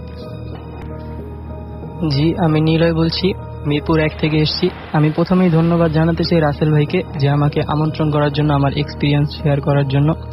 এবং আমি আরো ধন্যবাদ জানাতে যাচ্ছি যে আমার বোতে ভেমে যত বন্ধু আছে যারা আমাকে শুনছে। ওকে ফাইন, আমরা শুরু করি, ঘটনা শুরু করি। হ্যাঁ, ঘটনাটা অ্যাকচুয়ালি আমার এবং আমার পরিবারের সাথে ঘটে যাওয়া ঘটনাটা। তো ঘটনাটা এরকম যে আমার চাচাতো ভাই মঈন, যে কিনা থাকে সিলেটে, তো প্রতি বছরের পরীক্ষা শেষে ও আমাদের বাসায় বেড়াতে আসে। তো প্রতি বছরের মতো এবারও আসবে আমার মনে হয়েছিল। তো ও এবার একটু আগেই এসে পড়েছে। তো আগে এসে পড়ার কারণে তো ও বিকাল 5টা বাজে রওনা দেয় বাসার থেকে, এবং রাত 9টা বাজে এসে আমাদের বাসায় পৌঁছায়। তো বাসায় পৌঁছানোর পরে তো ও মানে আমাদের সাথে ফ্রিলি ভাবে কথা বলে তো বাথরুমে ঢুকে যায়। তো বাথরুমে ঢুকে যাওয়ার সময় আমি লক্ষ্য করি যে ওর পায়ে একদিক দিয়ে মানে রক্ত ঝরছে। তো রক্ত ঝরছে, ওকে আর কিছু বললাম না বা বলতেও সুযোগ দেয়নি ও। তো এর ভিতর ও সুযোগ দেয়নি, তো ও বাথরুমে ঢুকে গেছে। একটু পরে ও বের হলো বাথরুম থেকে। তো ওই সময় আমি দেখলাম যে ও স্বাভাবিক, তো ওর রক্ত নেই পায়ে। তো আম্মু এবং আব্বুর সাথে ও কথা বললো অনেকক্ষণ। কথা বলার পরে ও বলল কি, নিলয় চল, আমি আর তুই, মানে আমার রুমে গেল। ও বলল যে আমি আর তুই চল গল্প করি। তো আমার রুমে গিয়ে বলল, মানে ও অনেকক্ষণ মানে কথা বলার পরে বলল যে নিলয়, তোর যদি কোনো সমস্যা না হয় তাহলে তুই ঘরের লাইটটা অফ করে দে। তো আমি একটু অবাক হলাম যে ঘরের লাইট কেন অফ করব। তো আমি ওর কথা মতো ঘরের লাইট অফ করি, কিন্তু ডিম লাইটটা জ্বালিয়ে রাখি। তো ডিম লাইট জ্বালানোর পরেও মানে রাস্তা দিয়ে আমাদের মানে ঘরটা মানে রাস্তার সাথেই, যেহেতু মানে বাসাটা বিল্ডিংটা, তো ঘরে মানে রাস্তার যে ল্যান্ড পোস্টের আলোটা সেটা মানে এসে পড়ছে আমার ঘরে। তো আমি ওকে মানে ল্যান্ড পোস্টের আলো অনেক মানে অনেক মানে প্রখর হওয়ার কারণে মানে আমার ঘরটা মানে প্রায় আলোতে পরিপূর্ণ মানে দেখতে পাই আমি। তো ও মানে ও পুরা চুপচাপ থাকে। তো ও অনেক চঞ্চল প্রকৃতির মানুষ, কিন্তু ও চুপচাপ থাকে। আমার মানে একটু অন্যরকম লাগে যে ও চুপচাপ কেন। তো ওকে আমি মানে বললাম যে কিরে, এবার কি তুই ফার্স্ট হবি পরীক্ষায়? তো ও মানে প্রতিবারই মানে পরীক্ষা দেয় খুব ভালো, কিন্তু ফার্স্ট হতে পারে না, মানে সবসময় সেকেন্ড হয়। তো ওকে খোঁচা দেওয়ার মানে মুখ্যম একটা উপায়, তো খোঁচা দেওয়ার উপায়। তো ও বললো যে হ্যাঁ রে, এবার ফার্স্ট হবো। কিন্তু আমার একটা সন্দেহ হলো, কারণ ও এই কথাটা বললে ও অনেক রেগে যায় এবং কিছু বলে না এই কথাটায়। তো এই উত্তরে মানে আমি আরো শঙ্কিত হলাম, মানে আমি ভেবে পাচ্ছিলাম না যে কি বলবো। তো ও দেখি আমাকে আরো বলছে যে মানে আমি আগে ছোটবেলায় তোকে অনেক জ্বালাতাম না, আমি আগে অনেক মারতাম তোকে। তো আমি আরো অবাক হলাম, ও এই কথা কেন বলছে। আমি বললাম যে তুই কি ঠিক আছিস? তা ও বললো হ্যাঁ রে ঠিক আছে, আমি অনেক জার্নি করে এসেছি। তো আমি এই জন্য মানে একটু মানে ক্লান্ত, টায়ার্ড। তো আমি মানে বললাম যে ও আচ্ছা ঠিক আছে। তো এইটা বলার পরে মানে একটু পরে মানে আমার আম্মু এসে ঢুকলো ঘরে। তো ঘরে ঢোকার পরে বললো যে কিরে, লাইট অফ কেন, আর মঈন কোথায়? তো আমি বললাম যে মঈন তো আমার পাশেই, তুমি দেখতে পাচ্ছ না? এটা বলে মানে মঈনের দিকে তাকালাম, দেখলাম যে যেই খাটটায় মঈন শুয়েছিল মানে বসেছিল সেই খাটে মানে শূন্য, কিছু নেই। তো খাটটা ফাঁকা। তো আমি এটা দেখার সাথে সাথে মানে অজ্ঞান হয়ে পড়ে যাই। তো এর ভিতর আম্মু আমাকে হাসপাতালে নিয়ে যায়। তো হাসপাতালে নেওয়ার পরে তো মানে আমি অজ্ঞান অবস্থায় মানে পরের দিন আমার জ্ঞান ফিরে। তো এরপরে আমি মানে অনেক দিন মানে একটু অপ্রস্তুত ভাবে ছিলাম। তো এরপরে আমি যেটা জানতে পারি তো আমার মানে অজ্ঞান হওয়ার কিছুক্ষণ পরে আমার চাচা মানে আমার আম্মুকে কল দেয়, মানে মেজো চাচা কল দেওয়ার পরে জানতে পারা যায় যে ও যে বাসটিতে আসছিল, মানে মঈন যে বাসটিতে আসছিল ওইটা অ্যাক্সিডেন্ট করছে এবং ওর পায়ে মানে একটা রড ঢুকে গেছিল, মানে A4 থেকে O4 হয়ে গেছিল পায়ের ভিতরে রড। তো মানে অনেক মানে আশঙ্কাজনক একটা অবস্থা। তো ডাক্তার বলছে যে ও বাঁচবে কিনা সন্দেহ। তো কিছুক্ষণ পর কথা বলার পরে তো কিছুক্ষণ পরে আবার আম্মুর কাছে কল আসছে যে আমার চাচাতো ভাই আর নাই। তো আমি এখনো আমার চাচাতো ভাইকে অনেক মিস করি, যে মঈন।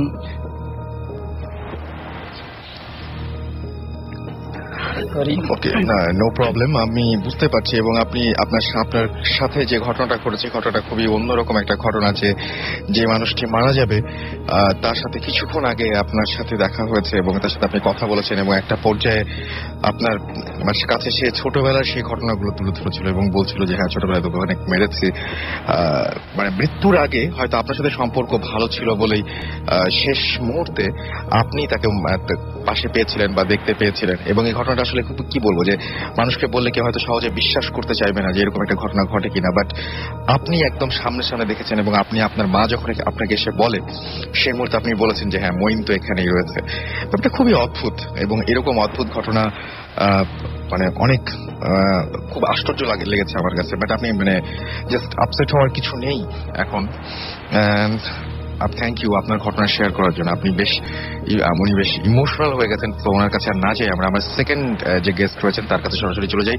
মাঝখানে কিছু SMS পড়ে ফেলবো। মার্ক সজীব আমাকে বরিশাল থেকে SMS করেছেন আমাকে বিপ্লব, রাসেল ভাই আমরা একসাথে ভূত এফএম শুনছি। কমরেড সঞ্জয় আমাকে SMS করেছেন খালিশপুর থেকে। এছাড়া আমাকে হিমু SMS করেছেন। গ্লোরি সেগুন বাগিচা থেকে SMS করেছেন যে আজকের ভূত এফএম জোস হতে দেয়, লিখেছেন thank you so much. Afrina Chittagong থেকে আমাকে SMS করেছেন ভাইয়া আমার মাকে নিয়ে ভূত এফএম শুনছি এন্ড আমার খুব ভয় করছে। ফয়সাল লিখেছেন নাটোর থেকে, আজকে তার বার্থডে, জন্মদিনের অনেক শুভেচ্ছা থাকলো এবং সারা বছর আপনি এই ভূত এফএমের সাথে থেকে অনেক অনেক ভয় পান এবং অনেক এনজয় করেন ভূত এফএম, সেটা আশা করবো।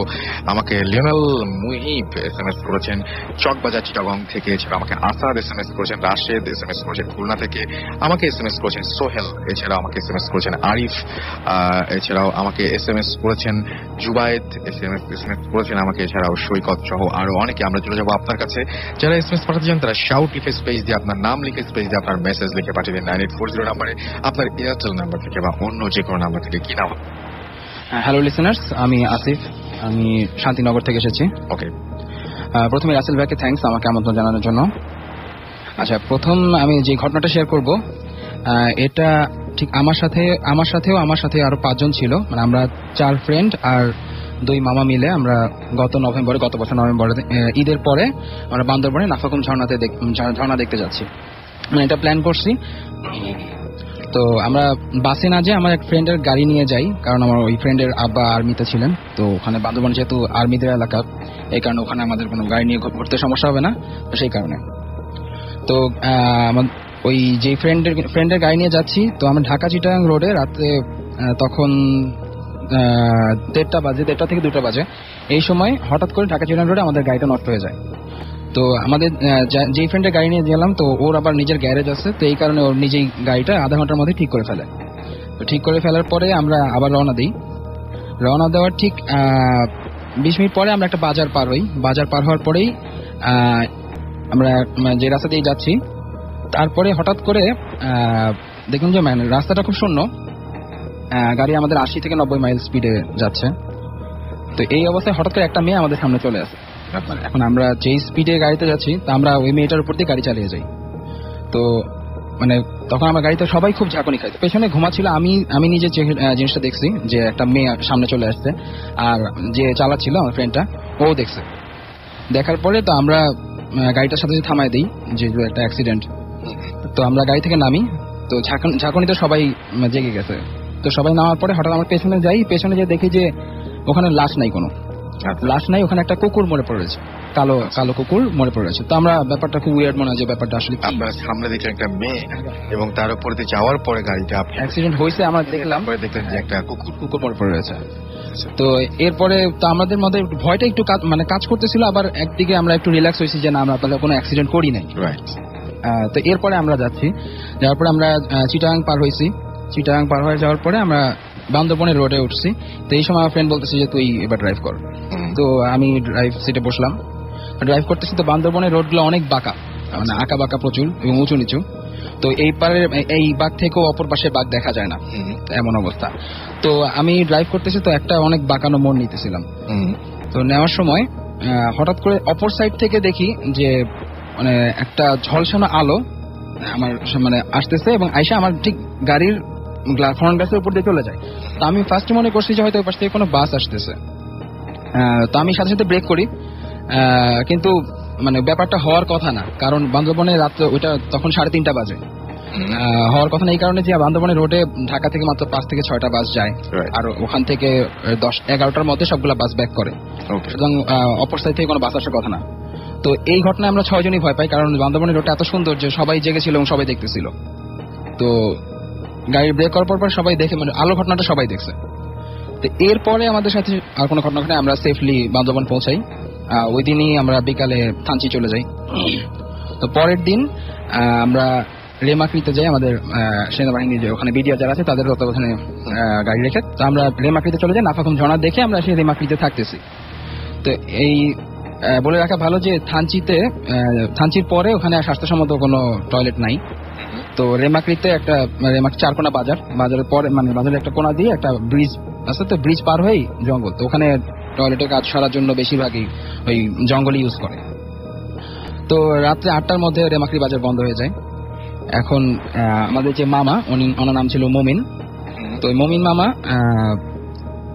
রাত্রে 11:30টার দিকে উনি টয়লেটে যাওয়ার জন্য গেছে। তো আমরা বললাম সাথে যাই। তো উনি বললো যে না সমস্যা নাই, আমি একা যেতে পারবো। তো উনি টর্চ নিয়ে গেছে। যাওয়ার পরে তো আধা ঘন্টা হয়ে গেছে, আমরা দেখি যে উনি আসতেছে না। এখন আমরা তবে 5 জন আর আমাদের যেখানে গাইড থাকে, গাইড বাঙালি গাইড ছিল, নিয়ে আমরা ওনাকে খুঁজতে যাই। তো খুঁজতে খুঁজতে ওই জঙ্গলে একটা গাছের নিচে আমরা টর্চটা দেখি। দেখার পরে তো ওই গাছের ঠিক উপরে একটা ডালে দেখি যে উনি মানে এমন ভাবে মানে উনি বসে আছে, শুয়েছিল, মনে হচ্ছে উনি ঘুমাচ্ছে, এমন একটা অবস্থা। গাছের ডালে। কত উঁচু গাছ হবে এটা? 50 ফিট। অনেক উঁচু। ওখানে বান্দরবানের গাছগুলো অনেক উঁচু হয়, অনেক উঁচু গাছ। তো মানে এত উঁচু ছিল না, মানে জাস্ট গুড়িটা যেখান থেকে শাখা শুরু হয় ওই শাখার মধ্যে উনি ঘুমিয়ে আছে। তো ওনাকে ডাক দিই, তো উনি উঠে না। তো আমাদের গাইডটা গাছে উঠতে পারে, উনি উঠে যায়। ওনাকে নিয়ে আমরা সবাই ধরে ওনাকে রুমে নিয়ে আসি। কিন্তু আপনার মামা কি গাছে চড়তে জানতেন না? সেটাই বলতেছি, মানে উনি যখন জ্ঞান ফিরে তখন ওনাকে জিজ্ঞেস করি আপনি গাছে উঠছিলেন কেন, আর ওখানে উঠে ঘুমাইছিলেন কেন? তো আমি তো ঘুমাইছিলাম না। তো বলছি যে হ্যাঁ ঘুমাইছিলেন, সেটা তো আপনাকে নিয়ে আসার পরে বুঝতে পারলাম, কিন্তু মানে উঠছিলেন কেন? বলছে আমি তো গাছে চড়তেই জানি না।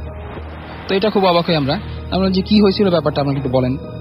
তো তখন উনি বলে যে উনি যখন মানে বাথরুম সেরে আসতেছিলেন তখন পেছন থেকে একটা মেয়ে ওনাকে ডাক দেয়। তো উনি পেছনে ফিরে দেখে যে খুব সুন্দর একটা চাকমা না, ওখানে হয়তো মারমামে। তো উনি দেখে মানে অবাক হয়েছে যে কি ব্যাপার এখানে। তো উনি মেয়েটা নাকি ওনাকে ডাক দিচ্ছে। তো উনি গেছে, এরপরে আর ওনার কিছু মনে নাই যে উনি এরপরে কি হয়েছে, ওনার কিছু মনে নাই, সম্ভবত সম্ভাবনার মধ্যে ছিল সম্ভবত। তো এরপরে আমরা তাকে নিয়ে আসছি। তো এটা শুনে আমাদের গাইড বলে যে ওখানে রেমাক্রিতে একটা মেয়ে থাকতেন, উনি বার্মা থেকে আসছিল, অনেক অধিবাসী রেমাক্রিতে বার্মা থেকে আসছে।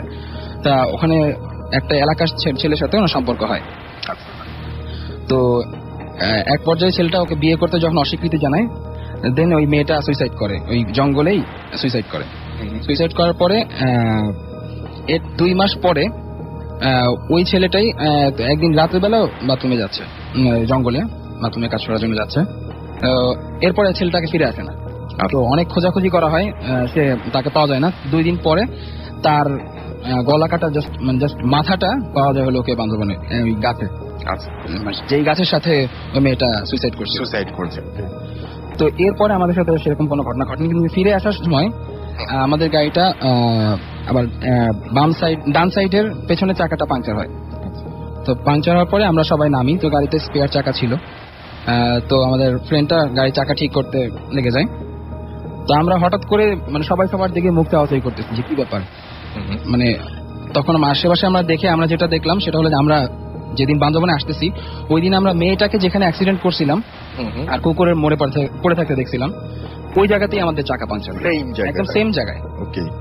তো এটাই হলো বুঝতে পারছি, অনেকগুলো প্যারানর্মাল ঘটনা একসাথে ঘটেছে এবং মানে একই ট্যুরে আমার একই tour এ। খুব ভয়ের মধ্যে দিয়ে গেছে। হ্যাঁ, আমার কাছে খুবই অদ্ভুত লেগেছে। আমি চাইছিলাম যে এই ঘটনাটা একটু পরে শোনাবো আপনাদেরকে, বাট শুনিয়ে ফেললাম। এন্ড আই হোপ যে আপনাদের অনেক অনেক ভালো লেগেছে। আপনারা যারা জানাতে চান যে এই ঘটনাটা কেমন লেগেছে তারা আমাকে SMS করে জানাতে পারেন। আমি দেখতে পাচ্ছি এখানে মোহাম্মদ দেলোয়ার হোসেন আমাদের SMS করেছেন। এছাড়া আমাদেরকে SMS করেছেন জামালপুর থেকে, তিনি SMS করেছেন। হিমু আমাকে SMS করেছেন, লিখেছেন যে রাসেল ভাই এবং আপনার ভূত FM জোস, থ্যাংক ইউ সো মাচ। এবং আমাকে SMS করেছেন তানিয়া, তিনি এবং তার হাজবেন্ড এই ভূত FM শুনছেন। বিথি আমাকে SMS করেছেন খুলনা থেকে, ভাইয়া এত SMS করছি বাট পড়ছো না, আমি পড়ে ফেলাম আপনার SMS। শহীদ আমাকে SMS করেছেন, তিনি বলেন যে আমি বাসায় একা থাকি তাই খুব ভয় লাগছে। বুঝতেই পারছি কারণ ঘটনাগুলো সব ভয়েরই হচ্ছে আজকে। রাখি রাজশাহী থেকে লিখেছেন যে পড়ছি আর ভূত FM শুনছি, খুব ভালো লাগছে। মিন্টু, দুটো একসাথে হয় নাকি? ভূত FM শুনতে শুনতে পড়া বা পড়তে পড়তে ভূত FM কেমন যেন একটু মানে অগোছালো লাগে। আমার মনে হয় পড়াশোনা যদি দরকার থাকে তাহলে অবশ্যই পড়াশোনাটা আগে করা উচিত। রনি চকবাজার চিটাগং থেকে লিখেছেন ভাইয়া কালকে পরীক্ষা, তারপরেও শুনছি যদি পরীক্ষা খারাপ হয় তাহলে আমি আগেই বলেছি যে আমরা কেউ দায়ী নই। ইমরান ময়মনসিং থেকে লিখেছেন ভূত FM খুব ভালো লাগছে। আমাকে রনি ধানমন্ডি থেকে SMS করেছেন। এছাড়া আমাকে SMS করেছেন বদরুল সিলেট থেকে, কারিনা খুলনা থেকে, রবিউল ফুলবাড়ি থেকে, এছাড়াও শান্ত পুরান ঢাকা থেকে আমাকে SMS করেছেন সালমান সিলেট থেকে, সুমন রামপাল থেকে, জুবায়ের জুনায়েদ মুগদা বাসাবো থেকে, এছাড়াও আমাকে গোবিন্দ SMS করেছেন লিপু যশোর থেকে। যাই হোক, আমি আবারও SMS আসবো, তবে তার আগে আমরা আরেকটা ঘটনা শুনে নেই এবং সেই ঘটনাটি আমি আপনার কাছে আবার আসছি। আপনার নামটা আরেকবার বলবেন। হ্যালো অ্যাগেন, আমি আশিকুর। আর এই ঘটনাটা কারসঙ্গে এতে ফেট বা লাক যাই হোক, এটা কারসঙ্গে ছিল। সো এটা ছিল যখন আমি ক্লাস 9-এ উঠছি। ক্লাস 9-এ তখন আমরা আমার পুরো ব্যাচ প্ল্যান করি যে এই ভূত জিনিসটা সবচেয়ে বেশি মানে গুরুত্ব দেয় সবাই। জিনিসটা একদম উইয়ার্ড এবং সবচেয়ে এক্সট্রাঅর্ডিনারি বলতে পারেন। সো প্ল্যান করি যে আমরা একটা গ্রেভইয়ার্ডে যাব। মানে সেন্ট হেলেন স্কুল যেটা ছিল ওটা খুব মানে মেয়েদের মিশনারি স্কুল, তো খুব বড় ছিল। সো লাইক ওখানে মানে বলা যায় যে সন্ধ্যা 7টার পরে কেউ যায় না এবং আসেও না রাস্তাটা দিয়ে। সো আমরা প্ল্যান করি যে ওখানে একটা অ্যাবান্ডেন্ট গ্রেভইয়ার্ড ছিল লাইক স্কুলের সামনে একটা বড় গ্রাউন্ডটা ক্রস করলে এজ মানে মাউন্টেনের সেই এজটা আর একটু নিচে নামলেই গ্রেভইয়ার্ডটা দেখা যেত। মানে গ্রেভইয়ার্ডটা আইততে ঠিক মোটামুটি বড়, আর ওখানের মধ্যে মানে এখন কেউ যায় না। সো নর্মালি প্ল্যান করি যে ওদিকে যায় থাকবো, সন্ধ্যা 7টার পরে যাবো, দেখি কতক্ষণ থাকতে পারি, যতক্ষণ ঘুম না আসে ততক্ষণ থাকবো। সো যাই, আমাদের পুরো 7 জন, আমরা 7 জন ছেলেরা যাই, প্ল্যান করে ওদিকে যাই। সো ঢুকার আগে আমরা আমাদের যা যা লাগবে, খানা, টর্চ, যা যা লাগবে মানে যা যা লাগার জিনিস, প্রয়োজনীয় জিনিস আমরা সব নিয়ে যাই। সো যাই ওদিকে 7টা বাজে ওখানে বসি এবং গ্রেভইয়ার্ড দিয়ে ঢোকার সময় তখন গ্রেভইয়ার্ডের রাস্তাগুলি মানে এক জায়গা থেকে এক সিমেট্রি থেকে এক সিমেট্রি প্রায় যে ডিস্টেন্সটা লাইক অনেক চিকন ছিল। সো আমাদেরকে একটা লাইন ধরে যেতে হয়েছে। সো আমি ছিলাম প্রথমে, আর তারপর আমার ফ্রেন্ডরা ফলো। আর লাস্টে থাকলে মানে ভয়টা লাগে যে পিছন দিয়ে কেউ হাত দিয়ে ধরে, ওরকম ভয়টা লাগে। সো ফার্স্টে ছিলাম আমি। যাওয়ার সময় তখন গ্রেভইয়ার্ডের যে নামগুলি ওগুলি পড়ে পড়ে যাচ্ছিলাম আর কি। এই নান, এই সিস্টার, এই ফাদার জোসেফ, এগুলি নামগুলি ছিল, পড়ে পড়ে যাচ্ছিলাম। সো যাইতে মাঝখানে ঠিক আগে একটা খুঁড়ি মানে অর্ধেক ভাঙা খুঁড়ি, মানুষের একটা অর্ধেক ভাঙা খুঁড়ি পাইছিলাম। সো আমার ফ্রেন্ড বলছিল জিনিসটা নিয়ে যাবে। সো ওকে বললাম যে না, জিনিসটা ধরিস না, কিছু একটা হইতে পারে, এগুলি ধরা ভালো না, এগুলি কি আনক্লিয়ার হতে পারে জিনিসগুলি, ধরিস না। সো আমরা রাইট টার্ন নিয়ে আমরা ঠিক এজে জায়গা, তো এজের মধ্যে একটা স্পট ছিল বসার জন্য। সো ওদিকে গিয়ে বসলাম। তো প্ল্যান করলাম যতক্ষণ পর্যন্ত কিছু না এদিকে বসি, তারপরে গিয়ে একটা রাউন্ড মারা আসার পরে সো বসি। 7টা তখন বাজে 7:30 ওরকম কিছু কাছাকাছি। ওখান থেকে মানে পুরো কারসঙ্গে পুরো টাউনটা ভিউ দেখা যায়। মানে স্মল ছোট ছোট লাইটগুলি, ঘরের লাইটগুলি, পুরো হিলের মধ্যে ছোট ছোট লাইটগুলি দেখা যাচ্ছে। সো জিনিসটা অনেকে ফোন নিয়ে কথা বলতেছে, অনেকে যে যার কামে ব্যস্ত। সব বসেছিলাম ওদিকে। সো এভাবে করে করে 9:30-9টার দিকে পুরো কারসঙ্গে লাইট, পুরো লাইটগুলো বন্ধ, শুধু একটা দুটা লাইট দেখা যাচ্ছে উপর থেকে। সো বসেছিলাম। সো হঠাৎ করে মানে এই জিনিসটা কেউ মানে কোনো ধ্যানই দেয়নি, হঠাৎ করে গড়ানো শব্দ পাইছি আর কি আমরা, মানে গড়ানো কিছু একটা গড়ায় গেছে। সো এটা শুনে তখন আমার ফ্রেন্ড বলে যে শুরু হয়েছে, চল ভিতরে যাই। সো আমরা বলি, প্ল্যান করি না, একটু পরে যাই, জিনিসটা একটু গভীর হোক তারপরে যাবো না। বলছি চল এখন বেশি দেরি করলে আপনি, এখন বোরিং লাগতেছে, এখন ঘুম আসতেছে। সো উঠি, তো সবাই লাইন ধরে যাওয়া শুরু করি। সো লাস্টে ছিল আমার ফ্রেন্ড থাইল্যান্ড থেকে ড্যাং, ও সবার লাস্টে ছিল। সো ও ফোনে কথা বলতেছিল আর আমরা যাচ্ছিলাম। সো যাইতে ও চিল্লাচ্ছে এই লাইটটা দে। মানে লাইটটা দিয়ে কাকে বসে শুনি নাই। তো আমরা পরে নামগুলো পরে যাচ্ছিলাম, তো আবার ছিল লাইটটা দেন। তখন মানে আমার কাছে ছিল লাইটটা, তখন আমি চিন্তা করছি কার সাথে কথা বলছে। সে পিছনে ঘুরছে, থেমে মানে পিছনে ঘুরে দেখেছি ওর পিছন থেকে আমরা হাত বাড়ায় বলছে লাইটটা দেন। তখন আমি ওকে বলেছি কার থেকে লাইট খুঁজছিস, তখন ও বলে যে আমার পিছনে কে, তুমি তোর পিছনে কেউ নাই। তখন মানে ও একটু ভয় পায়, মানে চুপ আমাদের দিকে তাকে দৌড়ায় আসে, এসে বলে যে আমার পিছনে কেউ ছিল। আমি বলছি ফাইজলামি করছ, তোর পিছনে কেউ ছিল না। তখন ও বলেছে না, আমি পায়ে হাঁটার সময় আমার পায়ের সাথে বাড়িও খেয়েছি। আমি জিনিসটা বলছি বাদ দে, ওগুলো বাদ দে, হাট সামনে চল।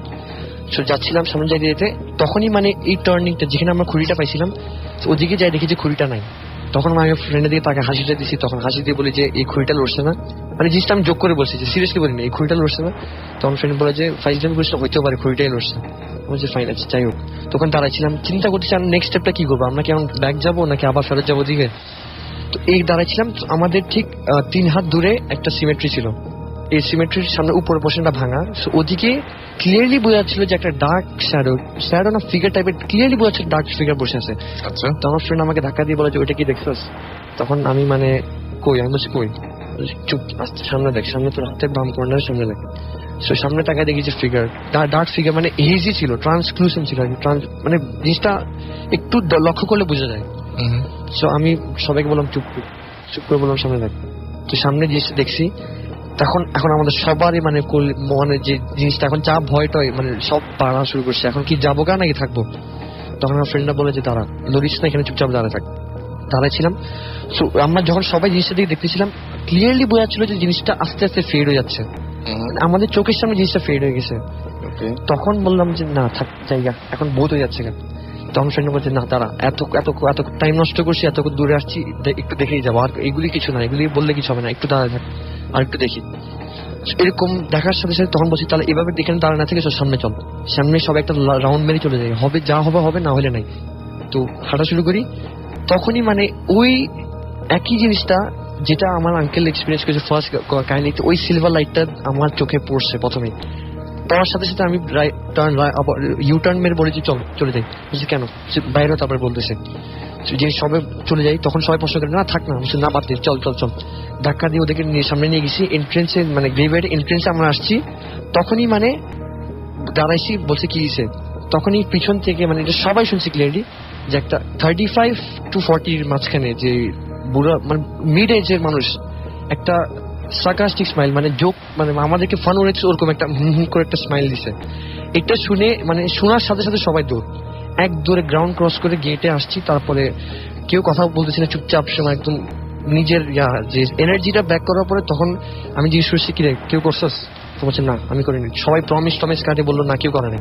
তো হয়েছে বহুত এক্সপিরিয়েন্স হয়েছে, চল সরে চল হস্টেলে, মানে টার্ন নিয়ে সুন্দর করে হস্টেলে চলে আসছে। এই ছিল ঘটনা আপনার। ওকে, আপনার জায়গাটার নাম হচ্ছে কার্শন, এটা central school missionary. Okay fine. তো আমরা চেষ্টা করবো যদি মাসুমের প্লেসে থাকে তাহলে ডেফিনেটলি এরপরে আমরা মাঝখানে দার্জিলিং 2 গানটা শুনবো, সেখানে আশিকুর হয়তো আবার ছোটবেলায় ফিরে যেতে পারে। যেটুকু সময় আছে আমাদের এখনো 3 জন গেস্টের কাছ থেকে ঘটনা শোনা বাকি রয়েছে, তাদের কাছ থেকে শুনবো। আমি শুরুতে আপনাকে দিয়ে শুরু করি, আপনার ঘটনাটা একটু বলেন আমাদেরকে। আপনার নামটা বলতে হবে শুরুতে আরো একবার। আপনি এসছেন ময়মনসিং থেকে, রাইট? এবং আপনার গল্প শুনি আমরা। হ্যালো নিসরান, আমি আরিফিন শাহ সিং থেকে এসেছি। আমার দ্বিতীয় ঘটনাটা শুরু করছি। এই ঘটনাটা আমার এক আঙ্কেলের জীবনে ঘটেছিল। 80-র দশকের কথা হবে, তখন ঢাকা টু ময়মনসিং এই বাইরে রাস্তা ছিল, বাস চলাচল ততটা সহজ ছিল। আমার আঙ্কেলের গ্রামের বাড়ি ছিল শেরপুর জেলা। ওনাকে ওখানে যেতে গেলে ঢাকা কমলাপুর থেকে জামালপুর জেলার নান্দিনা নামক একটা স্টেশন আছে, রেলওয়ে স্টেশন, সেখানে ওনাকে নামতে হতো। এমন একদিন অবস্থায়, বলে রাখা ভালো উনি ঢাকাতে চাকরি করতেন, পুলিশে চাকরি করতেন। একদিন উনি রওনা দিতে দিতে সন্ধ্যার পার হয়ে যায়। তখন ট্রেন এত যাতায়াত ভালো ছিল না, ইন্টারসিটি যাকে বলে এতটা সহজ ছিল না, ওনাকে লোকাল ট্রেনে উঠতে হয়। রাত তখন আনুমানিক 11টা থেকে 12টা বাজবে। নান্দিনা স্টেশনে একটা ট্রেন এসে থামে, আর সেটাই থাকে সাধারণত লাস্ট ট্রেন, এরপর আর কোনো ট্রেন থাকে না সেদিন। আর ওনাকে যেতে হতো নান্দিনা থেকে ব্রহ্মপুত্র নদের ফেরি ঘাট আছে একটা, ওপারে যেতে হয় নৌকা দিয়ে। সেখানে একটি ফেরি থাকতো, লাস্ট ফেরি। ট্রেনটা আসার পর যে যাত্রীরা আসে তারা উঠবে। এরপর আর কোনো নৌকা পাওয়া যায় না। যাই হোক, উনি ঘাটে গেলেন, একটি নৌকা পেলেন, নৌকাতে উঠলেন, পাশাপাশি ওনার সাথে যারা ট্রেন দিয়ে আসছেন তারা উঠলেন। ওনার সাথে বেশি লোকজন হবে না, এই তো 6 থেকে 7 জন হবে। আর নৌকা পার হওয়ার পরে সবাই একসাথে হাঁটলেন। যেহেতু 80 দশকের কথা, তখন যাতায়াত ব্যবস্থা এতটা ভালো ছিল না, ওনাকে হেঁটে হেঁটে যেতে হচ্ছে। আর রাতটা ছিল আধা পূর্ণিমা, অল্প অল্প আলো ছিল। আর হাঁটতে হাঁটতে যখন ওনারা যাচ্ছেন একজন একজন করে করে, একটা সময় আমার আঙ্কেল একা হয়ে গেলেন, অর্থাৎ অন্য যারা ছিল তাদের বাড়ি ঘরে ওনারা চলে গেছেন।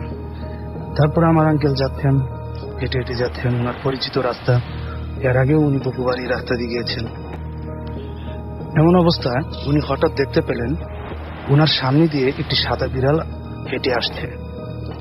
উনি এটাকে স্বাভাবিকভাবেই নিলেন।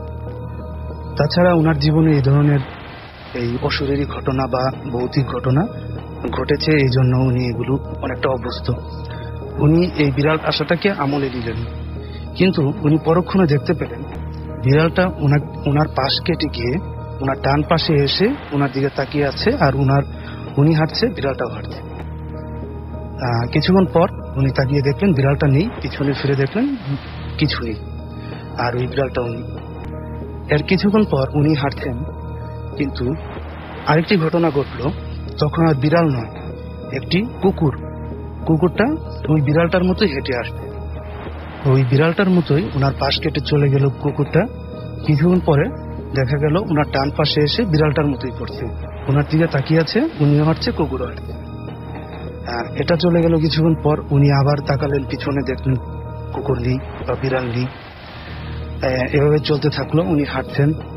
একটা সময় দেখলেন ওনার বাম পাশে ছিল ধানি জমি, তখন ধান ছিল না, জমিগুলো ছিল। ওই জমি থেকে রাস্তা পার হয়ে কিছু মহিষ, কালো মহিষ, যারা গ্রামে থাকেন তারা চিনে থাকবেন, ওই মহিষগুলো রাস্তা ক্রস করে চলে যাচ্ছে। একটা, দুইটা, তিনটা, এরকম করে একটা সময় দেখলেন অনেকগুলো মহিষ পার হয়ে গেল। এর কিছুক্ষণ পর যখন মহিষ শেষ হয়ে গেল, কিছুক্ষণ পর দেখতে পেলেন যে ওই শূকর, বেশ কিছু শূকর, ওগুলো হেঁটে যাচ্ছে, পার হচ্ছে। আবার ওই মহিষগুলোর মতোই একটা, দুইটা, অনেকগুলো পার হয়ে গেল। কিন্তু উনি তাতেও ঘাবড়ালেন না, যেহেতু আগে বলেছি উনি এগুলোতে অভ্যস্ত ছিলেন। এর বেশ কিছুক্ষণ পর এই দুইটা ঘোড়া ওনার দিকে টকবগিয়ে দৌড়িয়ে আসতেছে। এবারও ওনার সামনে এসে ওনার বাম পাশ কেটে চলে গেল, কিন্তু ওই বিড়াল আর কুকুরের মতো ওনার দিকে তাকালেন না। যাই হোক, এরকম করে একটা সময় দেখা গেল যে কিছু মহিষগুলো আবার আসতে শুরু করলো ওনার সামনে দিকে। এবার সবগুলো, দুইটা ঘোড়ার মতো, দুইটা না, অনেকগুলো মহিষ ওনার দিকে দৌড়ে আসছে, অর্থাৎ ওনাকে ভয় দেখানোর জন্য। কিন্তু মজার ব্যাপার হচ্ছে বা ভাবার বিষয় হচ্ছে, ওনাকে আক্রমণ করার জন্য ওগুলো কোনো কিছু আসেনি, ওনার পাশ কেটে চলে যাচ্ছে সবগুলো। এরকম করে ওনার প্রায় রাস্তা শেষ হয়ে যাচ্ছে, 3 ভাগের প্রায় 2 ভাগ রাস্তা শেষ হয়ে যাচ্ছে হাঁটতে হাঁটতে। উনি আস্তে আস্তে একটা জায়গা আছে ওখানে, চরখারচর নামে একটা জায়গা, জামালপুরে এখানে যারা থাকেন তারা চিনে থাকবেন। আর ওখানে একটা স্কুল আছে, সেই স্কুলটা দেখার পর উনি ভাবলেন অনেক দূর তো হাঁটলাম, একটু রেস্ট করি। এরপর উনি স্কুলের বারান্দায় গেলেন, গিয়ে দেখলেন সেখানে কিছু বেঞ্চ আছে, ছাত্রছাত্রী যেখানে বসে, ওই বেঞ্চগুলোতে বারান্দায় থাকে, ওগুলোতে উনি বসলেন। এরপরে পাশে তাকিয়ে দেখলেন একটি চৌকির উপর একটি মানুষ কাঁথামুড়িতে শুয়ে আছে। উনি ভাবলেন হয়তো দারোয়ান বা নাইট গার্ড যিনি আছেন উনি শুয়ে আছেন। যাই হোক, উনি বসে যখন রেস্ট করছেন, তখন হঠাৎ মনে পড়লো যে ওনার কাছে সিগারেট আছে। এতক্ষণ ওনার এগুলো মনে পড়েনি। উনি পকেট থেকে সিগারেট বের করে লাইটার দিয়ে জ্বালালেন। জ্বালানোর পরে উনি পাশে তাকিয়ে দেখেন ওই নাইট গার্ডটিও নেই, ওটা ভেনিশ হয়ে গেছে। এরপর উনি একটু ভয় পেলেন যে এতক্ষণ যা ঘটলো তো ঘটলো, এখানে এসে বসলাম, বসার পরে পাশে যে মানুষটিকে দেখলাম কাঁথামুড়িতে শুয়ে আছে, এই লোকটিও ভেনিশ হয়ে গেছে। উনি ভয় পেয়ে ওখানে আর বেশিক্ষণ বসলেন না। উনি ভাবলেন যে যতটুকু বাড়ির পথ আছে ততটুকু সিগারেট ফুঁকে ফুঁকে চলে যাব। যাই হোক, উনি যখন মাঠটা পেরিয়ে আসছেন, স্কুলের মাঠ, আসার পরে উনি পিছনে শব্দ পেলেন যে স্কুলের চাল, টেবিল, কাঠের যে ইগুলো আছে এগুলো ভেঙে চুরে তোলপাড় হয়ে যাচ্ছে এবং একটা ঝড় বয়ে যাচ্ছে। অর্থাৎ এই টিনের স্কুলটাকে ভেঙে ঘুরিয়ে দিলে যেরকম একটা শব্দ হবে এই গভীর রাতে, ঠিক সেরকম শব্দ, সবকিছু ভেঙে চুরমার হয়ে যাচ্ছে। আর উনি তখন আর পিছিয়ে তাকালেন না, উনি চলে আসলেন। আর এভাবেই একটা সময় উনি বাড়িতে চলে আসলেন। আর আমার দাদার সাথে উনি দেখা করলেন। আমার দাদা হচ্ছে আমার আঙ্কেলের শ্বশুর। আমার দাদা ছিলেন একজন হুজুর মানুষ। ওনার কাছে গিয়ে বললেন ঘটনা যে এরকম এরকম এরকম ঘটলো। তখন উনি বললেন যে তুমি অনেক একটা বড় বিপদ থেকে বেঁচে এসেছো, যাই হোক তুমি অজু করো, অজু করার পর ঘরে ওঠো। উনি অজু করলেন, এরপর ঘরে উঠলেন, আর ওনার কোনো বিপদ হয়নি। এই ছিল আপনার ঘটনা। ওকে, আমরা সেকেন্ড ঘটনায় চলে যাই, যেহেতু সময় খুব কম। আপনার কাছে চলে যাই সরাসরি। বলেন আপনার ঘটনার নাম বলবেন, তারপরে ঘটনাটা শুরু করবেন। হাই লিসনার্স, আমি আরিফিন মামুন এগেইন। আমি এখন যে আমার যে ঘটনাটা বলবো অ্যাকচুয়ালি সেটা আমার আঙ্কেলের সাথে ঘটেছিল। আমার আঙ্কেলের বাড়ি ফরিদপুর। যখন এই ঘটনাটা ওনার সাথে ঘটে তখন উনি মাদ্রাসার স্টুডেন্ট ছিলেন। তখন তার বয়স ছিল 20। এমন একদিন সময় সে যখন মাদ্রাসা পড়াশোনা করতো, তখন একদিন হঠাৎ করে, তখন রাত 2টা কি 2:30 এমন সময় যে তার খুব পেট ব্যথা করে। পেট ব্যথা করার সময় সে স্বাভাবিক বিষয়টা ধরে নেওয়ার পরে সে যখন টয়লেটে যায়, তাতে তার পেট ব্যথাটা সারতেছে না। সে আবার আসে, আবার সেকেন্ড বার যায়, আবার আসে, আবার থার্ড বার যায়। কিন্তু থার্ড বারের মাথায় তার যেটা হয়, সে টয়লেটের ভেতর থেকেই একটা কান্নার আওয়াজ শুনতে পায়, যে কান্নার আওয়াজটা খুব অদ্ভুত তার কাছে লাগে। সে যখন টয়লেট থেকে বের হয় তখন দেখে যে দূরে একটা গাছ ছিল। গাছটা অ্যাকচুয়ালি কি গাছ তখন আমার সে আঙ্কেলটা আমাকে বলে নাই। তো গাছটার নিচে দাঁড়িয়ে একটা মেঘ খুব কান্না করছে, খুব জোরে কাঁদতেছে। তো আঙ্কেল তার কাছে যে জিজ্ঞাসা করে যে তুমি কে, এত রাত্রে এরকম করে কান্না করতেছে কেন? যখন আঙ্কেল তাকে কথাটা বলে, সে তখন আঙ্কেল থেকে ঘুরে তাকায়, তখন আঙ্কেল তাকে চিনতে পারে, কারণ মেয়েটা ছিল তার আঙ্কেল তখন মাদ্রাসা হোস্টেলে থাকতো। তো ওই মাদ্রাসা হোস্টেলের থেকে ঠিক 5 হাত কি 2 হাত দূরে তার বাসা, মানে তার সাথে ওনার ভালো পরিচয় ছিল মেয়েটার। তো মেয়েটা তখন বলে যে মা তাকে খুব মারছে, মেরে ঘর থেকে বের করে দিচ্ছে। তো মেয়েটা তখন আমার আঙ্কেলটা বলে যে তুমি বাড়ি যাও, এত রাত্রে এখানে থাকাটা তোমার উচিত হবে না। তখন আমার আঙ্কেল তখন মেয়েটাকে বাড়ি পর্যন্ত এগিয়ে দেওয়ার পরে আঙ্কেল যখন তার রুমে ব্যাক করে, তখন আঙ্কেল তার শরীরটা অনেক গরম গরম লাগতেছে। আঙ্কেল তখন বুঝতে পারেনি। ঠিক তার 5-10 মিনিট পরে আঙ্কেলের রুমের যে চালের যে ফাঁকা জায়গা থাকে, অ্যাকচুয়ালি একটা ইসের শেপের পরে চাল আর দেয়ালের মাঝখানে যে ফাঁকা জায়গাটা, তো ওই ফাঁকা জায়গা থেকে হঠাৎ আগুনের গোলার মতো একটা প্রবেশ করে। আঙ্কেল বিষয়টা দেখে খুবই ভয় পেয়ে যায়। ভয় পেয়ে যখন পিছনেটা বসে, তখন দেখে যে ওই আগুনের গোলাটা সে মেয়ের শেপ নিছে। তখন আঙ্কেল বিষয়টা এত ভয় পেয়ে যায়, তখন মেয়েটা আঙ্কেলকে অভয় দেয় যে তুমি ভয় পেও না, আমি তোমার কোনো ক্ষতি করবো না। আমি অ্যাকচুয়ালি সে মেয়েটা না, আমি একটা পড়ি। তোমাকে দেখে আমার খুব ভালো লাগছে। আমি তোমাকে অনেক আগের থেকে তোমাকে ফলো করতেছিলাম, কিন্তু তোমাকে দেখা দিতে পারিনি। তো আজকে আমার সময় আসছে, তখন আমি তোমাকে দেখা দিচ্ছি। তো আমি তোমার কোনো ক্ষতি করবো না, জাস্ট তোমার সাথে তোমাকে হেল্প করবো, বিভিন্ন রকম সাহায্য তোমাকে করবো, তুমি ভয় পেও না। তো এইভাবে আমার আঙ্কেল যখন মাদ্রাসায় থাকে, তো হোস্টেল থাকার সময় এরকম করে। এই ঘটনা কিন্তু অনেক বড়, আমি যে আপনাকে যেন বাইরে বলতে বলিনি। তারপরে আপনি বলছেন, আপনি একদম শর্ট করে বলেন, যেহেতু সময় খুব কম। এই ঘটনা কিন্তু অনেক বড়। তো এইভাবে একটা মাস যাওয়ার পরে মাদ্রাসার বড় হুজুর সে বিষয়টা জেনে যাওয়ার পরে আঙ্কেলকে মাদ্রাসা থেকে বের করে দেওয়ার পর আঙ্কেল যখন তার বাড়িতে ফিরে আসে, ওই পরিটা আঙ্কেল পিছনে চলে আসে। এসব পরে তো আঙ্কেল যে রুমে থাকতো, অনেক রাত্রে পরিটা আঙ্কেলের রুমে আসতো। তো এই জায়গা বলে রাখা ভালো যে আমাদের মানব জাতির সাথে যেরকম মেয়ে জাতি, মানব জাতি তো 2 রকম, একটা পুরুষ জাতি, মেয়ে জাতি। পরিদের ভিতর আল্লাহ তো 2টা জাতি সৃষ্টি করেছে, মানব জাতি আর জিন জাতি। যে পুরুষরা হলো জিন থাকে, আর মেয়েদের যারা থাকে তাদের বলা হয় পরি। তো আমার ওই পরিটা আমার আঙ্কেলকে ওদের দেশে নিয়ে যেতে চায়। বলছিল যে আঙ্কেলের সাথে কমিটমেন্ট ছিল যে আঙ্কেলকে যদি নিয়ে যায় তাহলে আঙ্কেলকে আবার ফেরত দিয়ে যেতে হবে। তো অ্যাকচুয়ালি যদি পরিবার যে কাউকে নিয়ে যায় তাকে কখনো ফেরত দেয় না, ওরা ওদের ওখানে রেখে দেয়, ওদের গোলাম হিসাবে রেখে দেয়। তো যখন আঙ্কেলকে এই কমিটমেন্টের কারণে আঙ্কেলকে নিয়ে যায়, আঙ্কেল যখন ওদের দেশে যায় তখন আঙ্কেল বুঝতে পারে আসলে ওদের এটা আসল রূপ না। অনেকে বলে যে পরিবার অনেক দেখতে সুন্দর হয়, ওরা অনেক সুন্দর হয়, কিন্তু এটা ওদের আসলে ওদের কোনো সৌন্দর্য নেই, ওরা জাদু দিয়ে সৌন্দর্যটা তৈরি করে।